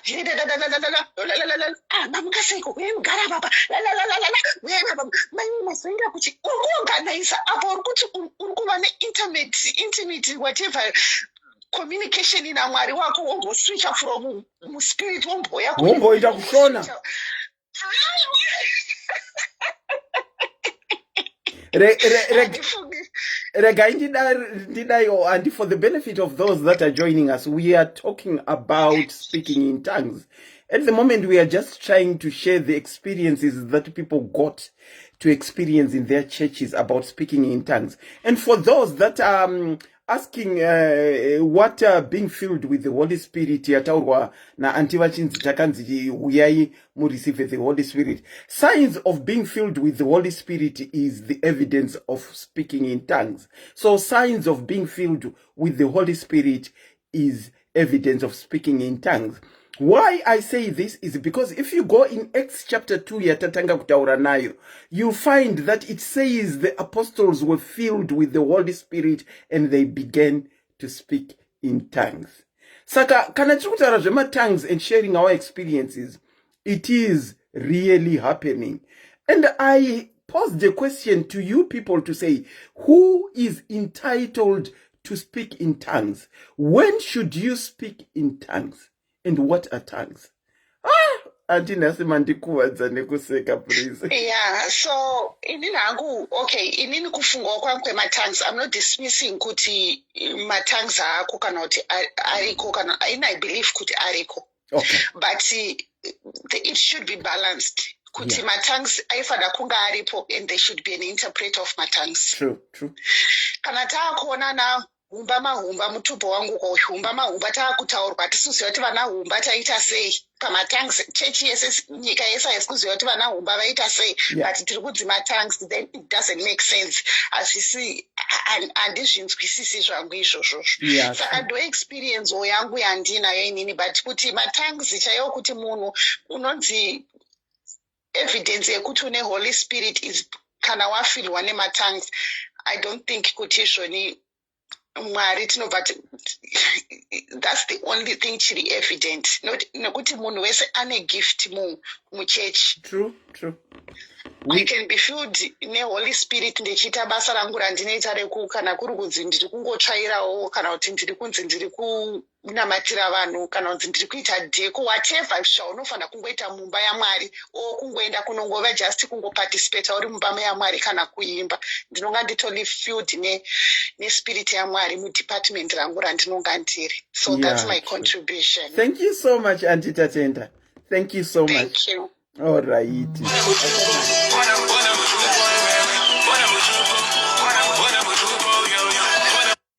Mukandifonera pafoni yandiri palive handikwanise kupindura, unfortunately. Let me just return this diary's call. Ndokumbirawo Auntie Benita, please ndokumbirawo kuti musayapine anonzi maiko ma-attachments, otherwise vanhu vanopindana nezvimwe. Ndokumbirawo please. Ndinokuchingamidzai pachirongwa kola makadini. Compliments of the new season to you.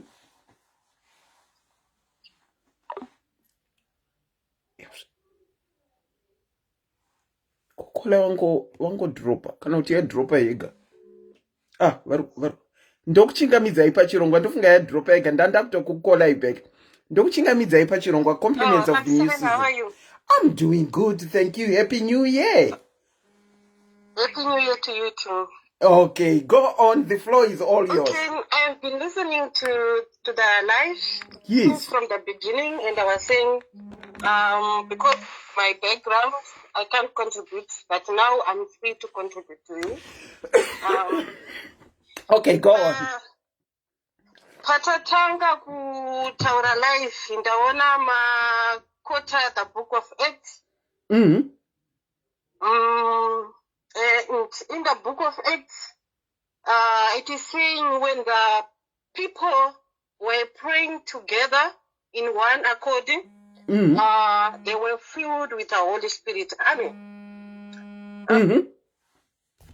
When they were filled with the Holy Spirit, everyone started to speak in tongues. When they started to speak in tongues, they didn't know what was happening. Saka vasiri kuziva kuti chii changa chiri kuitika akawana dzaapostol vakakwanisa kuinterpreta kuti chii changa chiri kuitika nekuti vanhu vese vakanga vasiri kuziva handiti sekutaura kwatachiita kuna X inini ndangouya kuti ndicontributewo nyaya yematongues kuti speaking tongues it's a gift. It is iri gift kudaro unenge uri kutaura naMwari, a communication between you and God. Anditika saka zvadaro iri gift kudaro haingouya nje. Handitiri kutaura kunzi when they were praying in one accord, in one spirit. Zviri kureva kuti izvo vakanga vane humwe chete, vakaungana kudaro vari in agreement kuti we are here for this. Vakazarura mwoyo yavo kuna Mwari kuti Mwari, here we are, tiri pano. Mwari akabva ataura navo. It's a first time yekuti Mwari ataura newe ende haukwanise kuzvinzwisisa. Inini I'm one of that. Ndakanga ndiri muyouth ndisati ndatombororwa ndichiri mwana mudiki. I think I was in my high school. Taienda an all-night prayer. I started to speak in tongues. And vanhu vazhinji tanga tisina kana our pastor was not there. It was just youth. Vanhu vakatoshaya kuti chii chiri kuitika. Ari kutaura naMwari, God is saying, because I was saying God is saying this. I was filled. And wakabatwa nouvapo hwaMwari kudaro. Sorry caller. Let me take you back. Hello? You said maka feel one Holy Spirit and you started speaking. Correct me if I'm wrong. Kunzukwa kwangu. Yes. You were literally a youth, I think in high school. Yes. Tatoenda an all-night prayer tiri vana vadiki. Okay. The Holy Spirit started to manifest to me. Yes. Ndichiri mwana mudiki. Kwete zvokuti ndakadzidziswa, but the Holy Spirit started to manifest to me. Saka tapedza, I would see I was shaking. Then I say, what is happening to me? What is happening to me? Then other people are saying, the Holy Spirit was talking to you and they were saying this is thing. Say, I understand, but what is going to me? So that was my first kusangana neuvapo hwaMwari ndichiri mwana mudiki. So I continued to pray about that gift, because it's a gift yabva kuna mweya mutsvene, kuna Mwari vachitaura newe, hauna kudzidziswa napastor. Asi tazoenda kuchechi the following day, vanhu vakataura kuna pastor, handina kutaura individual. Pastor vakandishedza vakati, tanzwa kuti kwanga kuri kuita mamiracles kwakuita zvakati. Vakatanga kutaura pastor, then vakati, now what you are supposed to do is kunamata kuna Mwari. Kana wanamatwa kuna Mwari, Mwari vakupe full zvakakwanira. Vakupa full zvakakwanira ukwanise to understand. Vachinditsanangura vaindidzidzisa. Namata kuna Mwari, iye atanga newe achakudzidzisa ku-understand the meaning, why he's talking to you, what he's talking to you. Saka vachindidzidzisa kudaro. Ini ndakaramba ndichita sei ndichinamata kuti Mwari, tauraiwo neni chii chamuri kuita mukati muupenyu hwangu. Ndoda kuti muzviratidze muri inimi, nekuti ini ndandichiri mwana mudiki. I couldn't understand what has happened to me. Saka ndakaramba ndichinamata ndichikumbira Mweya Mutsvene kuti vazarure. I wanted to be filled more with the Holy Spirit. I wanted him, the Holy Spirit, to reveal more, to talk to me. What's the way forward? After this, what is going to happen? And it they were filled with the Holy Spirit when they were praying in one accord.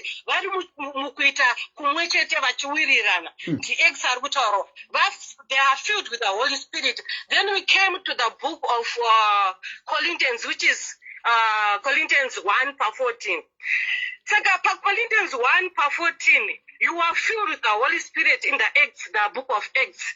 Now, the book of Corinthians, irkutaura iyo kuna Corinthians 1:14, the musoro shoko, which is prophets and tongues. Pamatanga kuitaura andiselina matangira pakati. Andizga. Okay, This is say from the beginning, Corinthians 14:1. Mungundinzwisisa. Ini ndaverenga Corinthians 12. Maverenga Corinthians 12. Yes. Amuna kuya pa Corinthians 14 because maverenga Corinthians 14 muchienda pa verse 12. Ndio matangira mukati. Achitwa Corinthians 14. Mukati muna pa 12. Corinthians 14 pa 12. Andina kuverenga Corinthians chapter 12.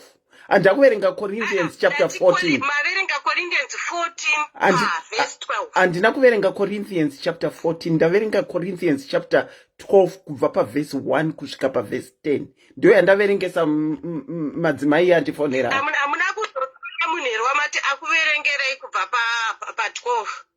Andina. Makanzi for if I pray in tongues with my spirit prays, but my mind is unfruitful. Ndofunga maiona mu comment section inini andinamboverenga iyoyo. Ndaverenga 1 Corinthians chapter 12.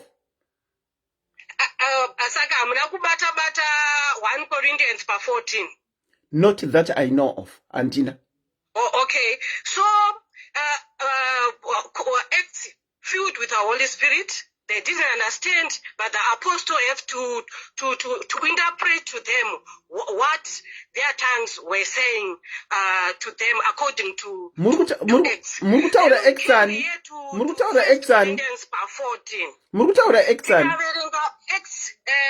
Corinthians 14. Tineba kuti tiverenge chinzwisisa tese pa 14.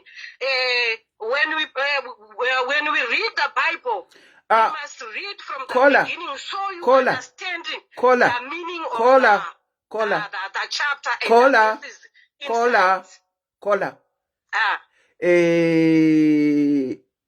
Ndaverenga X yandaverenga. No one interpreted anyone's what they were hearing, but they were able to identify the languages that were being spoken. No one interpreted at all. It was identification of the language. If you go back to Acts chapter 2 that we read, Apanaka interpret, they were able to identify. And they said, are these not our own languages? And they started mentioning the places where my language was spoken. No one interpreted. They both understand where their languages. Yeah, they did understand. They understood the languages that were spoken. And they identified the languages that were spoken.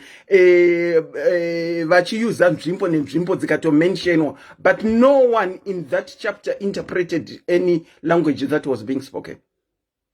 Okay, no one interpreted, but they were able to identify. Yeah, to identify. So we are coming here now to 1 Corinthians 14. Oh, okay. Prophesy in tongues. Okay, we are now going there, but in India, I merely mentioned chapter 14, but we never read it and we never discussed it. Okay, maybe my comments section. My comments. Okay, yeah. You can go on. Saka, if we read Corinthians 14, kutaura kuti pursue love. Andiseka namune Bible ipapo. Ndinaro ivhesi aniya tiri kutaura nezvaro. Kuti tikwanise kunzwisisa kuti ndiri kuverenga zviri muBible kwete kuti zviri kubva mupfungwa mangu. Okay. Pursue love and earnestly desire the spiritual gifts, especially that you may prophesy. Anditi, speaking tongues is a gift. It is a gift. You are right. Especially you may prophesy. For one who speaks in tongue speaks not to men but to God. True. For no one understands him but the outer mysteries in the spirit. one who is speaking tongues ari kucommunicate between him and God. Muri muchurch, between you and God. Munhu ari paswewa haakwanise kunzwisisa kuti muri kucommunicate chii zvamuri kutaura. Handiti? It's between you and God, because it's a gift yawapiwa nani naMweya Mutsvene. Toenda pa 3. On the other hand, the one who prophesies speaks to people for their unbuilding and encouragement and consolation. Aku prophesy. Akuzadzisa kuti munhu ari kutaura nematongues ari kuti zvakati zviri kunzi zvakati. Asini pandiri kuda kutaura ndepekuti speaking tongues, when you start to speak in tongues, you must go deeper in asking God. God, you must review what these tongues are saying, so I may be able to translate to my congregate or to my second person who is beside me. You ask God. And if I speak in tongues, somebody must interpret, but as for me, I must know kuti these tongues I've spoken, somebody must interpret it the wrong way. So, as the person who is speaking tongues, you must be able also to know what you are speaking. Though somebody is going to interpret on behalf of you, like people that if you speak in tongues and interpret again yourself, people will not understand you. So you need someone. But with that someone, you must be able to know that this person is talking right or wrong. Hallelujah. Then we are talking about prophesy and tongues. When you have tongues, ask God. I know these tongues, God, help me to understand what I'm talking, because you are communicating God. God speaks to people. Amen. Amen. I'm emphasizing on tongues and prophecy. You must have tongues. You must know your tongues. Okay, if you are emphasizing on tongues and prophecy, we weren't really talking about prophecy, but you might want to teach us what is speaking in tongues and what is prophecy. When you speak in tongues, you are communicating with God. Okay. When you are communicating with God. Nobody is able to understand what you are talking to God.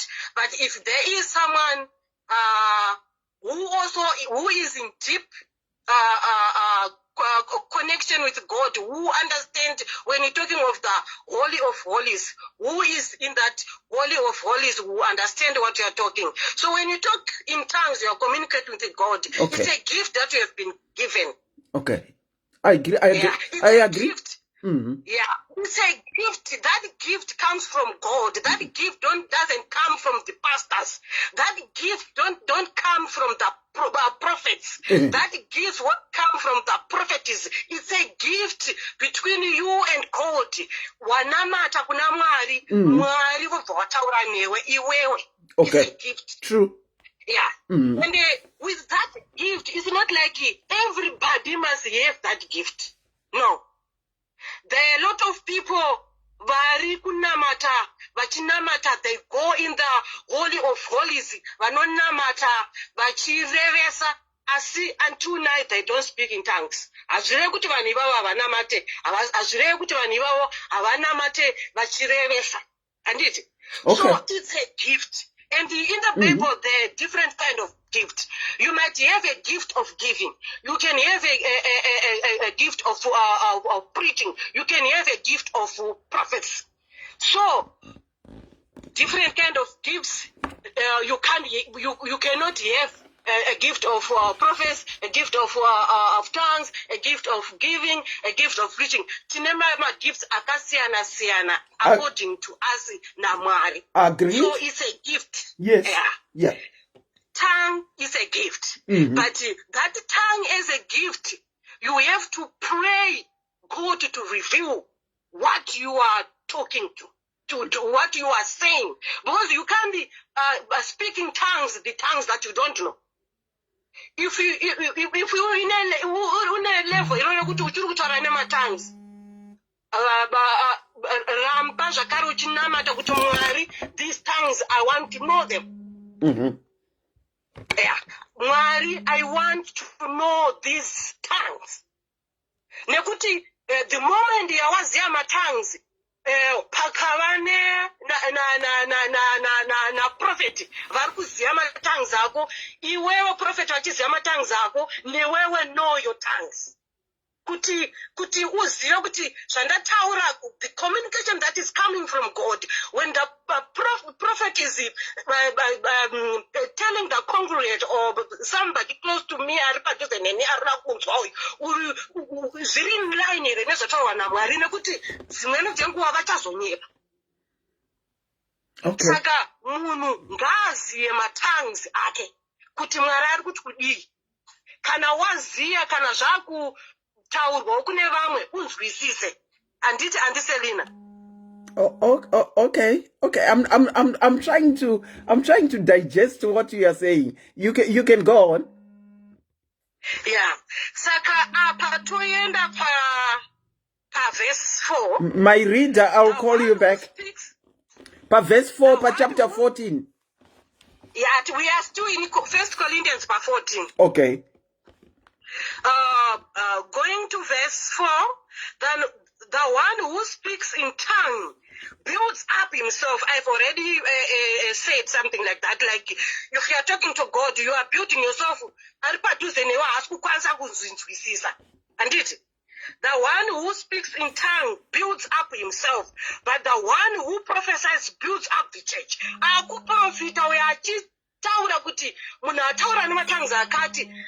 Akudza congregate kuti zviri kunzi zvakati. Mazvinzwisisa?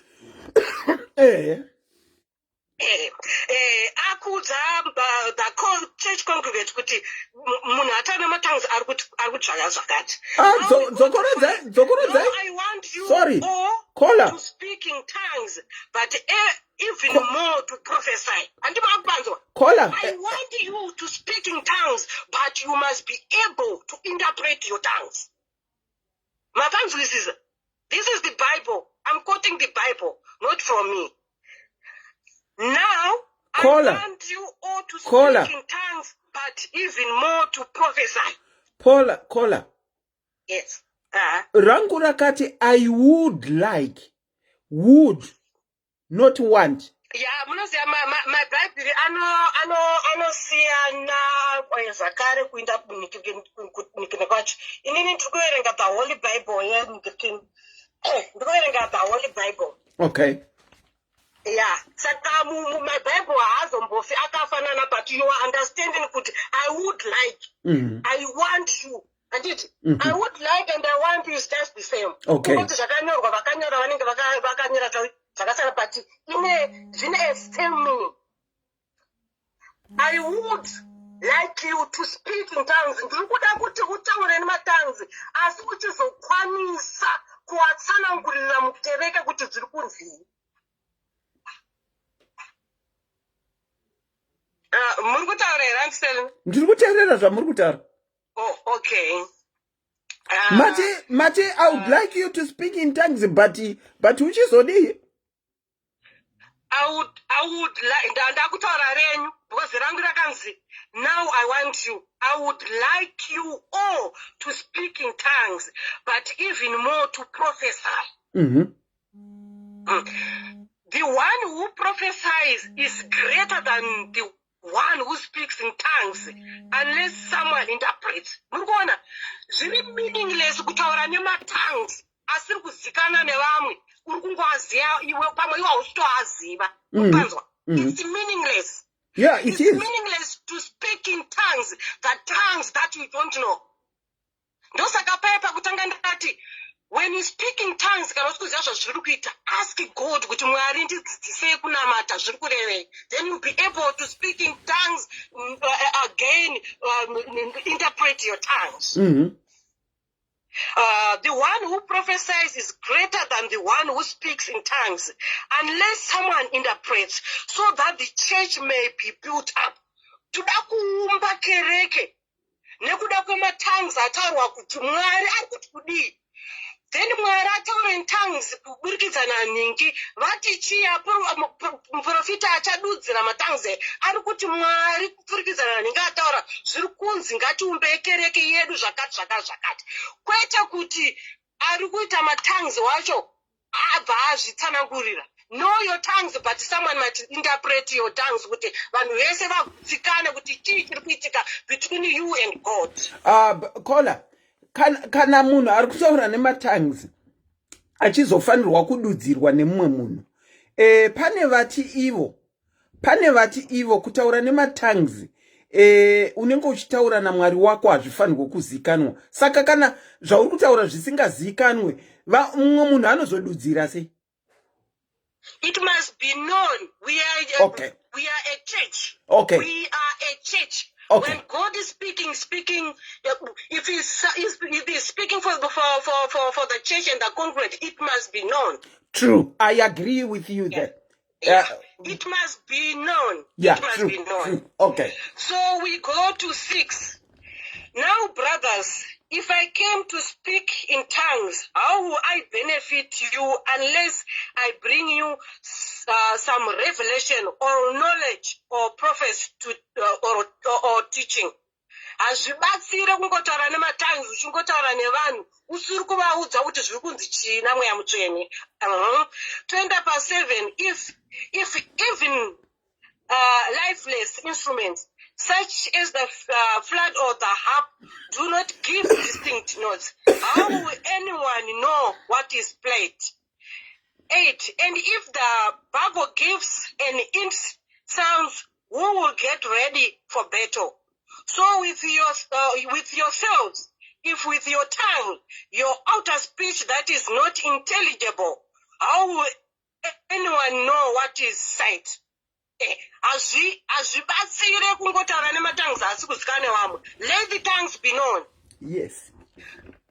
For you will be speaking into the air. Is the Bible saying that you will be speaking into the air?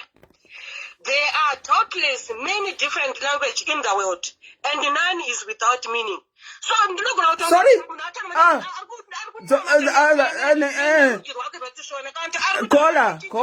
Kola. Ngatifambirane pamwe chete. Ndinoda kuti munyatso-dzokorodza zvamataura mati they will be without what? Dzokorodzai meaning. Okay, on verse, let me read in verse 8, verse 9. So with yourselves, if with your tongue you utter speech that is not intelligible, how will anyone know what is said? For you will be speaking into the air. Did you hear me? I heard you loud and clear. Yeah. You will be speaking into the air because no one knows what you are talking. There are doubtless many different languages in the world, and no one is without meaning. Nekuti handingazive kuti kana ari Ndebele, vakataura Ndebele, I don't know Ndebele. French, I don't know French. Spanish, I don't know Spanish. Saka ari kungotaura inini handisi kuzvinzwisisa. Hapana interpreter achainterpreta kuti what is the meaning of this this tongue. Yeah, it's a tongue that is talking, but there's no one to interpret to me the meaning. So it's meaningless to speak in tongues when the congregate doesn't know what you are talking about, or maybe your partner doesn't know what you're talking about. It's meaningless. So this is for no use. This verse now connects to the Acts chapter 3, whereby when they were filled with the Holy Spirit, they were able to speak in tongues. But when they were speaking in tongues, there were people that were able to identify Kutima languages avo because it was intelligible tongue that they were talking, which means that intelligible tongue that they were talking was in existence somewhere in the world. Ndiri kufambirana nemi andei? Yes, Auntie Selena. Yes. So we go to 11. But if you do not know the meaning of the language, I'll be a foreigner to the speaker, and the speaker a foreigner to me. True. Is it? True. Ndapa So example with yourself, yeMozambique kunotaura language yechirungu kuMozambique deep kazozo uchinotaura chirungu kwavasinganzwe. So with yourself, since you are eager for manifestation of the Spirit, strive to excel and build up the church. It's selfish. Kurambidza kuti in our church only the pastor or this ndo vari kufanira kungonzi ndo hatidi kutokunzwa ichana nematangizi but iwewe sapastor uri kutaura kana kuti saapostle hazvibvumirwe izvozvo is ungodly. Kune dzimwe chechi dzinorambidza kutaura nematangizi? Vatoriko vamwe machurches vanotorambidza. Oh. It's ungodly. Yeah, it's ungodly. The problem andiselina ndeyekuti people, we don't read the Bible and understand. Tinoda kuverengerwa nemapastors Bible. I didn't know there were some churches vanorambidza vanhu kutaura nematangizi. Vatoriko vamwe vanotorambidza ende vatoriko vamwe vanotorambidza kuti iwewe uinterpret. It's only the pastor who have to do that.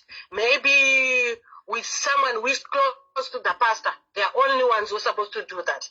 Okay, wow. So it's ungodly. Hazvireve kunamata chaiko kwamazvokwadi. And vanhu, they must run away from such kind of churches, and they must shame those churches kuti inini ndizive kuti aiwa chechi yakati haendi, but vanhu vanobva varega kutaura. Imi muri mufundisi here? All right, okay. All right, sorry. Ngatichiskipa here. Prophecy yanga yangouya kwandiri prophecy yekuti Yes, I'm a pastor. Thank you so much for calling and sharing. Mambeke mati hamusi kukola muchida kuramba muri comment huko, but amazobitirwa mafona. Let's go forward. Okay. Takwenda pa verse 11. So with yourselves, since you are eager for manifestation of the Spirit, strive to excel in building up the church. We must build the church. Let's build the church. Let's restore the church. And it building and restore the church where it was from the beginning, not now. We have to build the church to where it was from the beginning. So people must shame those apostles, those papas who are doing what is not supposed to be done according to God. Kola, pana ari kubvunza hanzi imi munogona kuinterpreta matangizi here? Yes. Kwaye vanogona. Kola vanogona kuinterpreta matangizi. Saka, how do we restore the original speaking in tongues rather than the bond in Dinakubena that we are seeing today? How do we restore that? We seek God. We pray to God earnestly and wholeheartedly. We don't allow the pastor to say, speak like this, speak like this. Okay. My tongues are this way. Since it's a gift that comes from God, I will be a gift in a gift. Okay. We get you, Pastor. We hear you. Yeah. Gift inovakuna Mwari. Your pastor, your papa, your prophetess won't give you that gift. It's a gift that comes from God. So you as a pastor, you can't gift someone to get the Holy Spirit and speak in tongues. You can't do that. I will tell the person to pray. You must pray. Okay. Ask the Holy Spirit. Mwari, ndikudo chipo chakati. Mwari vanoona moyo, vanonzwa moyo, vanokupa chipo chavari kukumbirira. 13. Therefore, one who speaks in tongue should pray that he may interpret. For What if he I says. pray in tongue, my spirit prays, but my mind is unfruitful. Wow. Antiselina. Tapanzwa. For if I pray in tongues, my spirit prays, but my mind is unfruitful. What am I to do? I pray with my spirit, but I will pray with my mind. Also, I will sing praise with my spirit, but I will sing with my mind also. Todzokerazve kukare kuna X. Pavakanga vachinamata vari pamwe chete. Vari pamwe chete. Nemoyo mumwe chete. Pfungwa dzavo zvakare dziri pamwe chete. Mweya mutsvene akataura navo. Vari pai pamwe chete. Their mind, their spirit was together. Mandinzwisisa ndiselina. Spirit and mind were together. That is why they were able to do that. Which means today, it seems spirit and mind are so disjointed that takungoita for the sake of doing tichizvinyepera. Is that what you are saying, Pastor? Kana pasina mweya waMwari dhana ndo pari kutaura dhana mahumba it's pride of your mind. Oh, pride of the mind. Yeah, pride of the mind. Ndinakubhena bond what I don't know that. Ndinakubhena, it's pride of your mind. Your mind is now corrupted. Wow. Your mind is now corrupted. Pastor, regai ndichidai ndaona kuti muri pastor. Ndokumbira kunota number yenyu down. The next time we do something like this, 6. Selina, I will send you my number because this one I'm using my husband's okay. number. All right. Okay. So next time we have a topic, I will consult you so that we feed on your table, on your table as well. But you are welcome. You have enlightened us. We have got a bit of understanding of the topic that we were talking about. I really do appreciate you calling, and please do drop in a line so that I know it's you, Pastor. Oh, okay. I will send you my line, Auntie Selina. Thank you so much, and compliments of the new season, and a very good afternoon to you. Okay, thank you, Auntie Selina. Bye. Thank you. No, but someone are banning. Yoko, I'll call you back just now. Sorry. Caller, hello, my reader.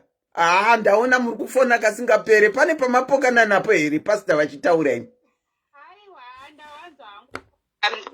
Ndichasimudzira pawasira asi nditambotanga ndatidzokerei kumashure bichani. Ndimi dziriko, we are not saying that they don't exist, tongues exist, but obviously we have a query as what the tongues are nowadays as we see them. Yeah. Asi inini ndomboita ka short Bible study, ndichida hangu kwekutanga kweshoko kuna Genesis chaiko nekuti when we look at languages in the Bible, we need to start where language is still first mentioned in the Bible. Okay. Taka kuna Genesis. And that's when language is first mentioned in the Bible. If we go right down to Genesis 10, you can make notes and read later. This is a quick fire Bible study. Genesis 10, 5, 20, and 31. That's when language is first mentioned, and that is when the flood happens, after the flood. Mm-hmm. After the flood, you find language again is mentioned in Genesis 11 when the Tower of Babel is erected. Okay. So if we remember Tower of Babel, wakasangana wakati tiruda kuwaka kusvika kudenga. People came together to. I'm actually seeing muna Genesis ya muri kutaura kuti the whole world had one language. and one speech. And one speech. And pawakasangana wakaita idea yekuti waida kuwaka a building up to the sky kuti waende kuna Mwari. Wow. Which was not God's intention, because you remember in the Garden of Eden, Mwari wakati endai muzadze nyika. Ivo wakuita zvavo zvemusoro wavo, because they had one language and they could understand each other. They came together. And Mwari akazvidhiriza zvese and confused the languages, which was Babel. Guys, did you know that the whole world had one language? Did you know?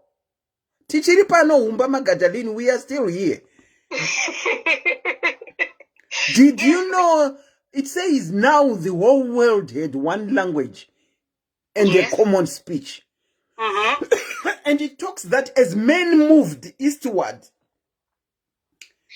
they found a plain to Shinar and settled there.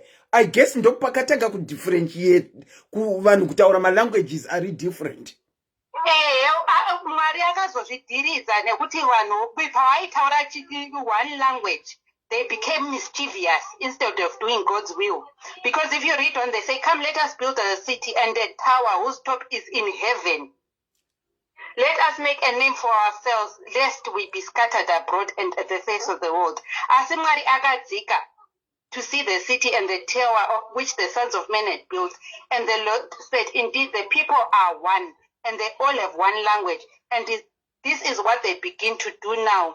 Nothing they propose to do will be withheld from them. Come, let us go down and confuse their language. My Tinai is agreeing.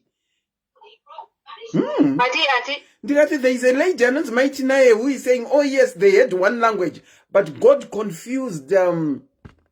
Because of missing Doyao. God confused them and scattered them. Right. I think my Sunday with my Bible study, that was something I didn't know. We started off with one language and one common speech. And in my almost 60 years of life, never. I didn't know. Zviri mubhaibheri taitaura zvimweyo tobva taita misikanzwa. Mwari akadzika akazviconfuse and people were scattered, and that's when different languages come to the fore. Then if we move on to John 14, and John 14, pane wamwe akuda kutagurwa panapa inda kuda kupinda muBible study. Next Sunday tinoita Bible study, honestly. Kudzidza kuperi. Handine one language. Yes, we had one language. Which goes hand in hand kuti when people come into one accord, kana tiri kunzwisisana tiri kutaura chimwe we know one heart, one accord, speaking the same thing. We can come to God and he will do mighty things through us. But zvimwewo zviwanhu vanosanganawo in one accord nezvinhu zvisina kururama nawanoitawo zvinhu zvisina kururama. The most important thing kunzwisisana nekutaurirana tichinzwanana. Wow. Right. If we move on to John 14, verse 16 and 17. Apa Mwari ari kutaura kuti achatipa mubatsiri. Jesus promises us a helper. Another helper, the Holy Spirit. Yes. He would send us the Holy Spirit when he returned to the Father above. The Spirit of truth is ininda kuita mimi munokwanisa kuerenga ininda kuita breakdown my verses acho. Alright. So Jesus requested the Holy Spirit. The Father gave the Spirit in answer to his request. When speaking to the Holy Spirit, John uses helper. One who is called beside. The Spirit of truth is designated the third person of the Trinity.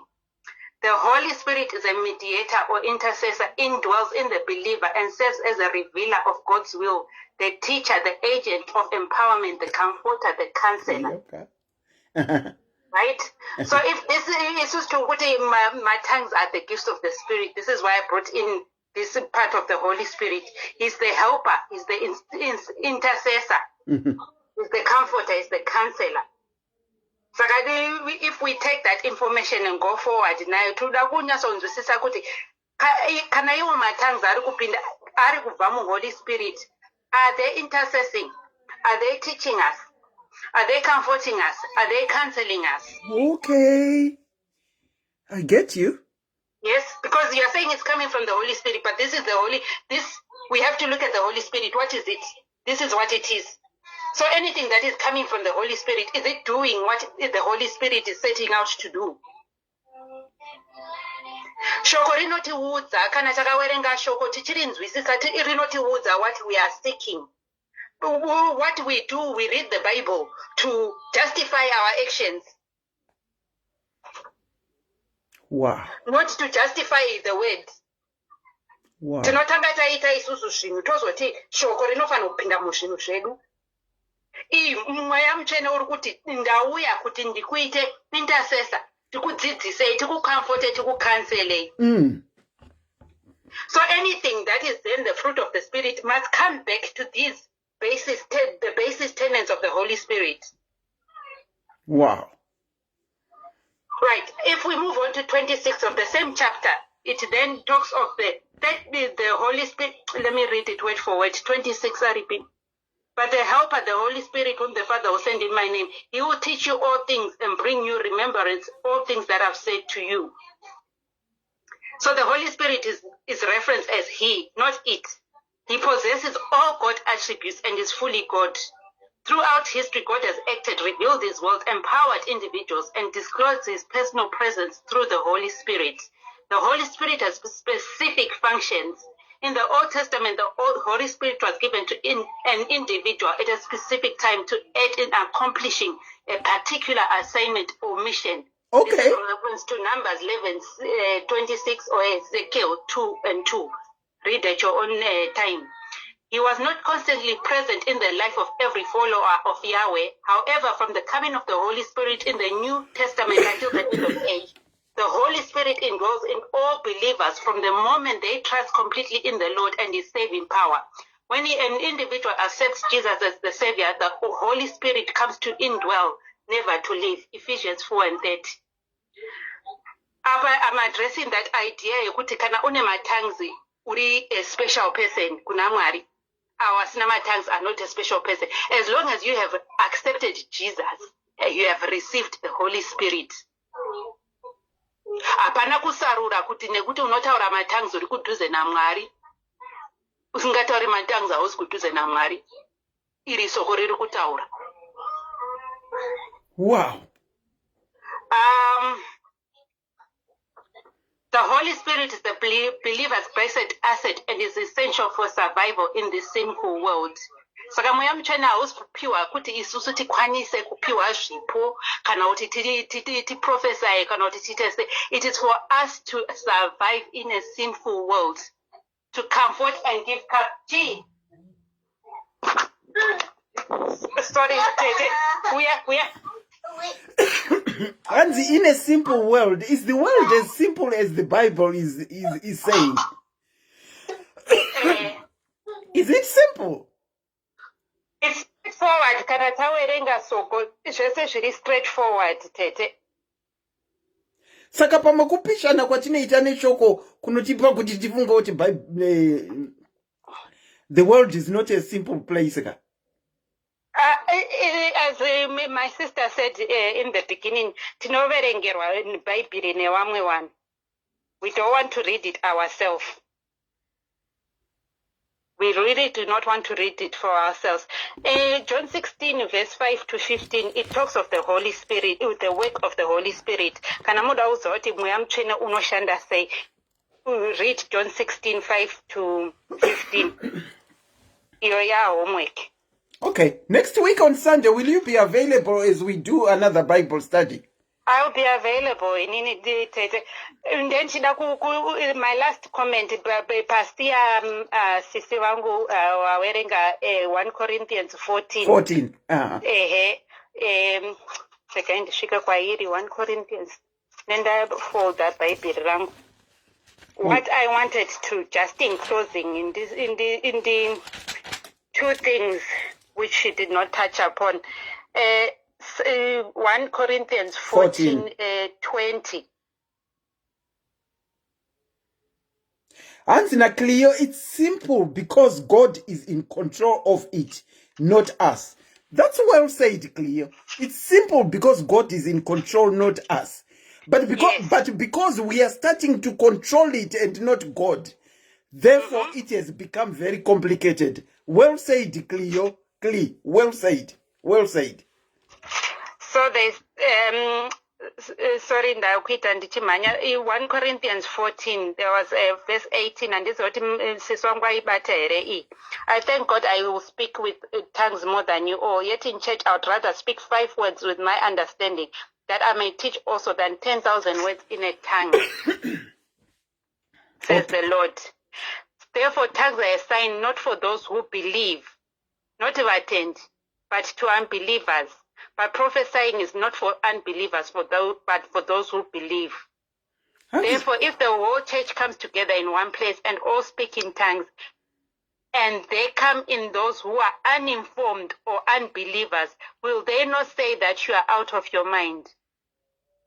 Saka kana mutendi munhu ari munyika akapinda muchechi awane mese muri kutaura nendimi, anoona kuti mimi ndimi musina kukwana, aone Mwari mamuri nekuti haanzwi zvamuri kutaura, hazvimubatsira, hazvimuduswededze kuna Mwari. Okay. But if all prophesy and an unbeliever or uninformed person comes in, he is convinced by all, he is convicted by all, and thus the secret of the hearts are revealed. So falling down on his face, he will worship God and report that God is truly among you.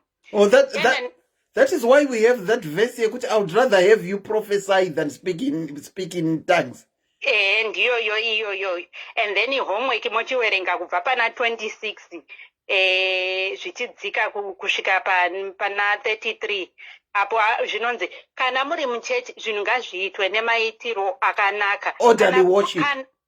Kana pane ari kutaura netongue, kana pasina anointerpreta, the one with the tongue must keep quiet. Shut up. It says shut up. Well, I was being polite. It says must shut up. And also kandati makawerenga mega ndipo pawalizosimudzira shoko rekuti shut up in quiet. And it also says if anyone speaks in tongues, 2 or at least most 3 should speak, one at a time, and someone must interpret. Yeah. Manje, 1 at a time. Everyone speak in tongues, pray and speak in tongues right now. Mese muri 2025. Apana ari kuterera, apana ari kuinterpret. And tukutona hanzi 3 at the most when you are in church and speaking in tongues. 3 at the most. Otherwise, shut up. Who interprets? Kana pasina ano interpreter, kana chechi yenyu yakapiwa chipo chekutaura matongues, there must be another person in the church given the gift to interpret those tongues for the edification of the church.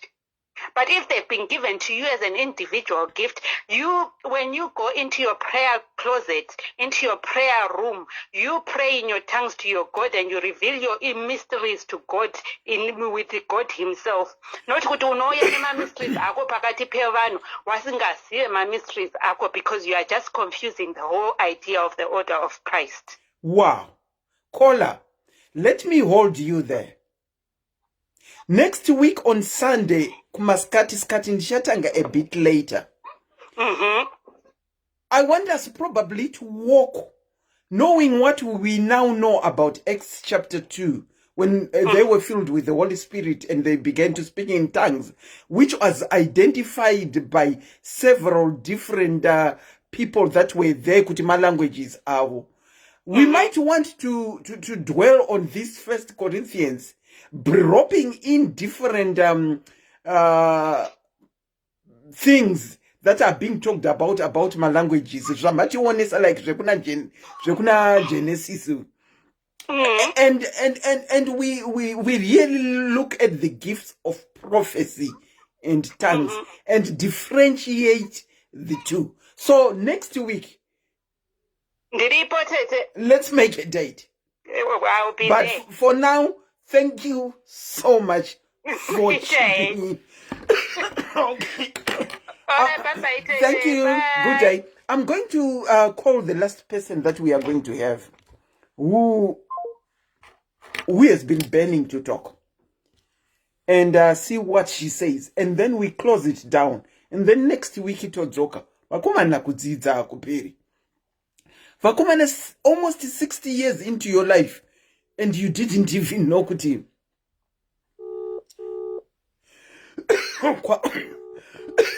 kwanga kuine one language. Vakomana matimambozvinzwa mumachechi zvichitaurwa kunzi kwakange kuine one language. Yoko, I'm trying to call you, but you are not picking up your phone. Hello? Hello, Masquera Seva. Tasquera, Yoko to the Yokest. Happy New Year. Happy New Year, Happy New Year. Welcome to the problem. It's once to the problem.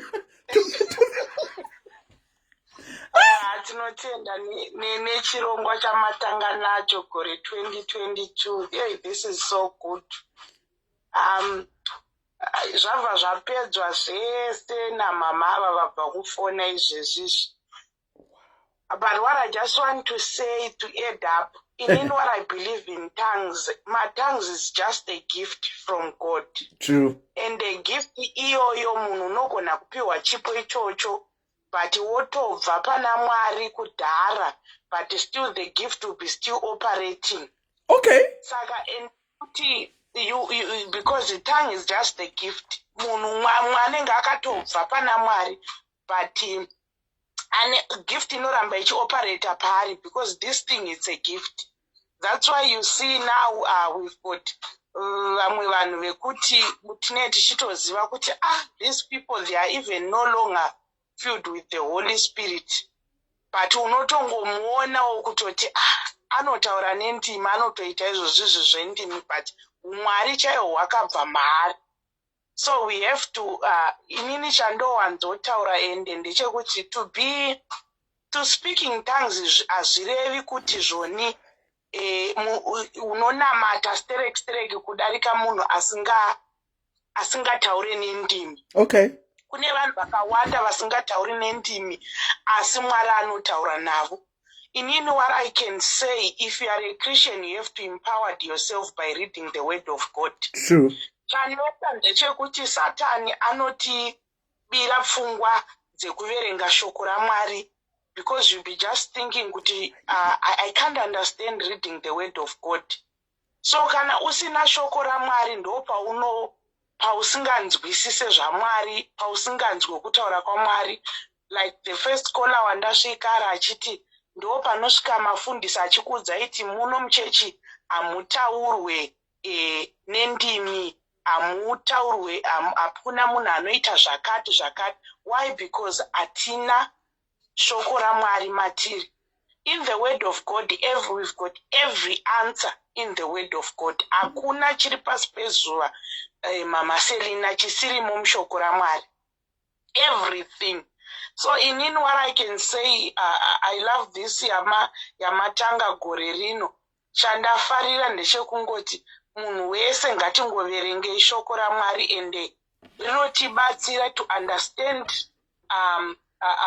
whatever which we are going through, zvekudyiswa uswa, zvekusprayiwa nedhumu, zvekuitwa sei, like to kuitwa impartation. In the word of God, impartation irimo. But we have to be careful to be kuitwa ma-interpretation. Vamwe vari kutoitiswa through Satanism. Saka inini, I think you have to be kuzviita empowered by the word of God.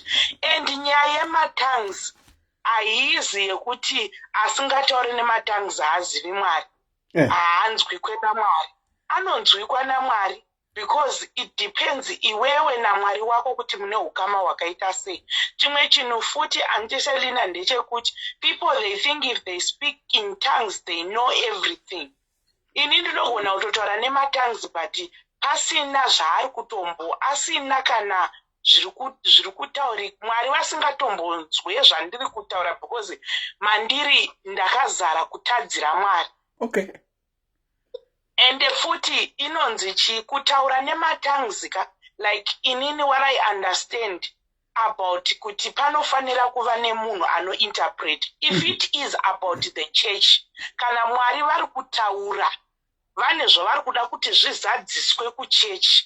Don't forget kuti tongues it's a heavenly language. It is. Kuti inini ndichinamata I've got this heavenly language kuti Mwari vari it's about me and my Jesus. And it, but when it comes about interpretation, kuti my tongues are interpret.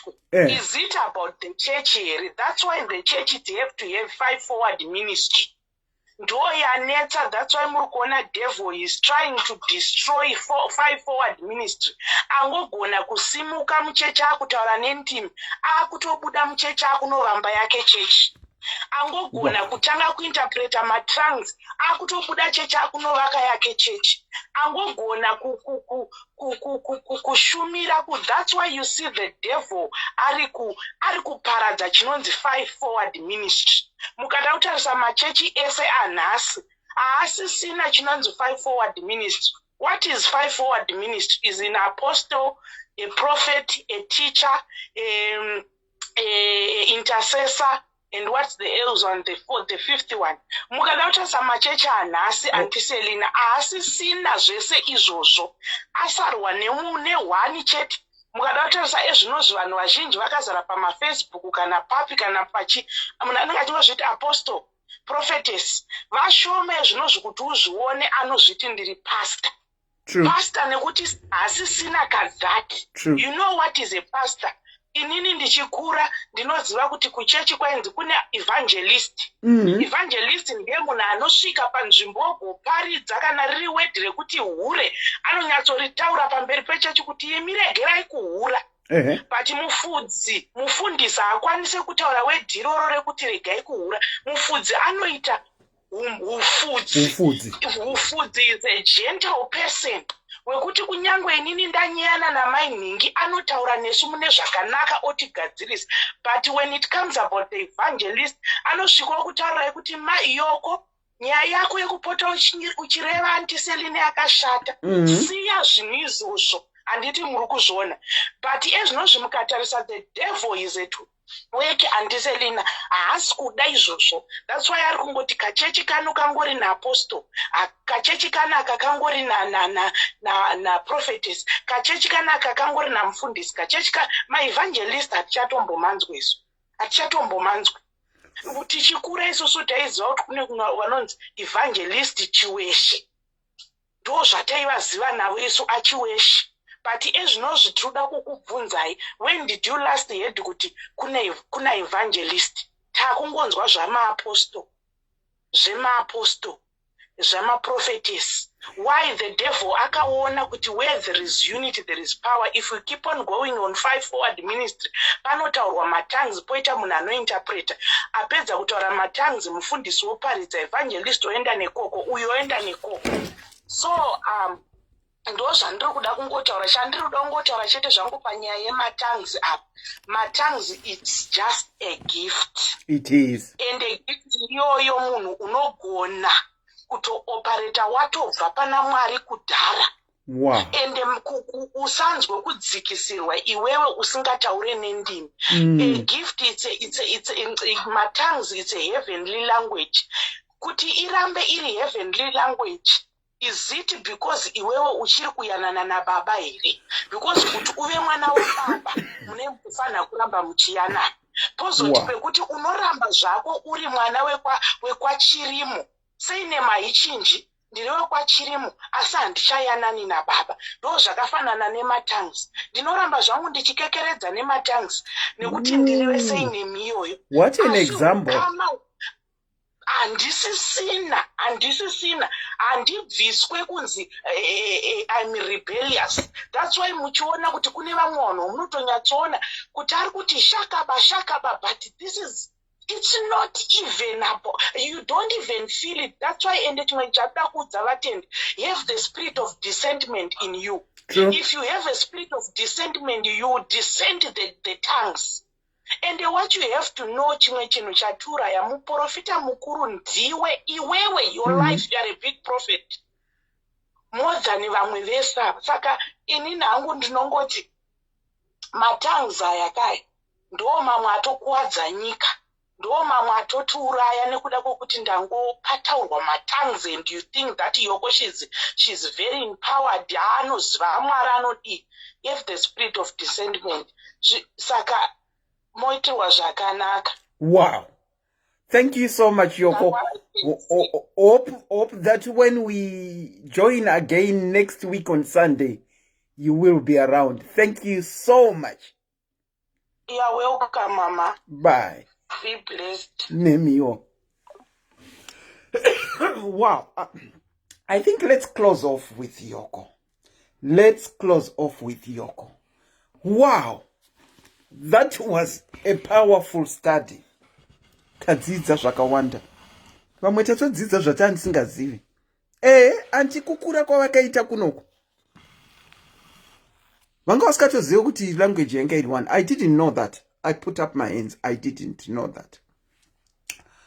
Kwai hanzi unogona kunge uchitaura nematongues naiyo kwapedzera kutaura. But iwe pana Mwari. Mwari akatotama kudhara pauri.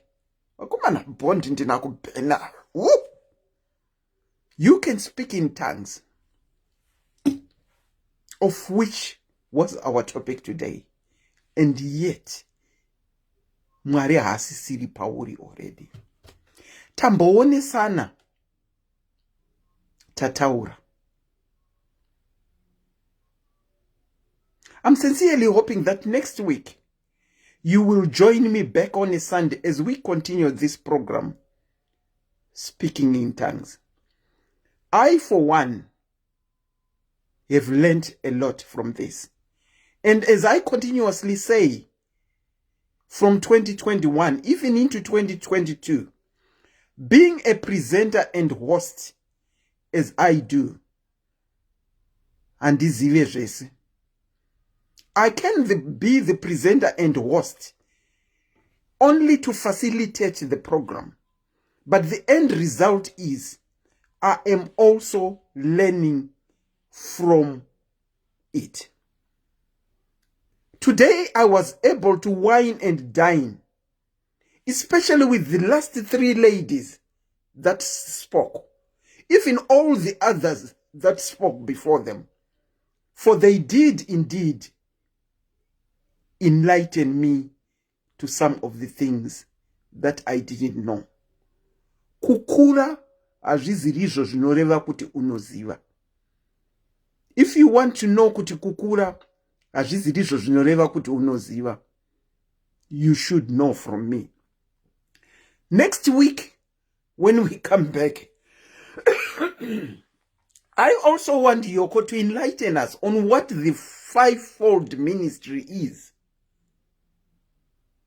And the fivefold ministry inodiwa muchechi yese. But the problem is the fivefold ministry yakuwanikwa iri pa one person.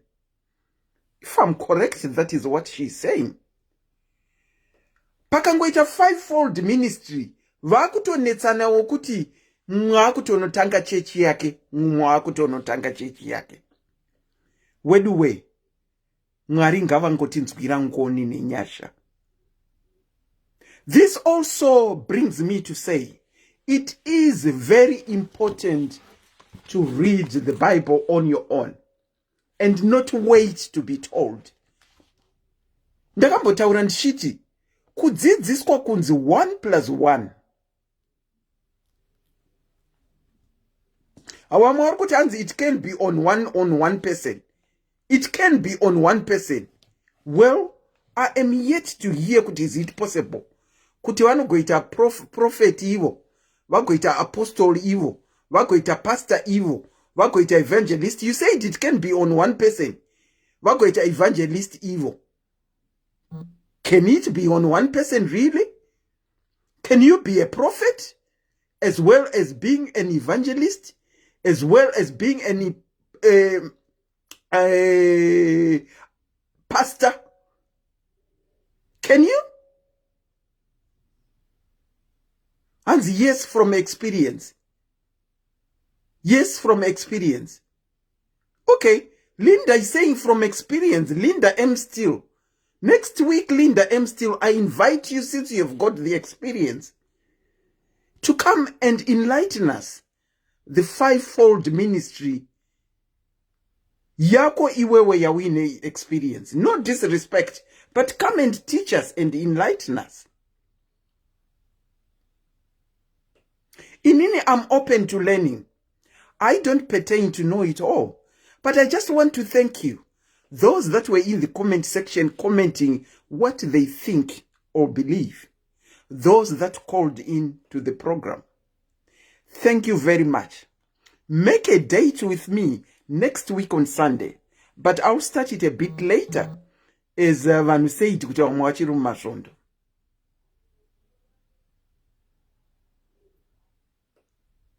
for now, it's a very good afternoon.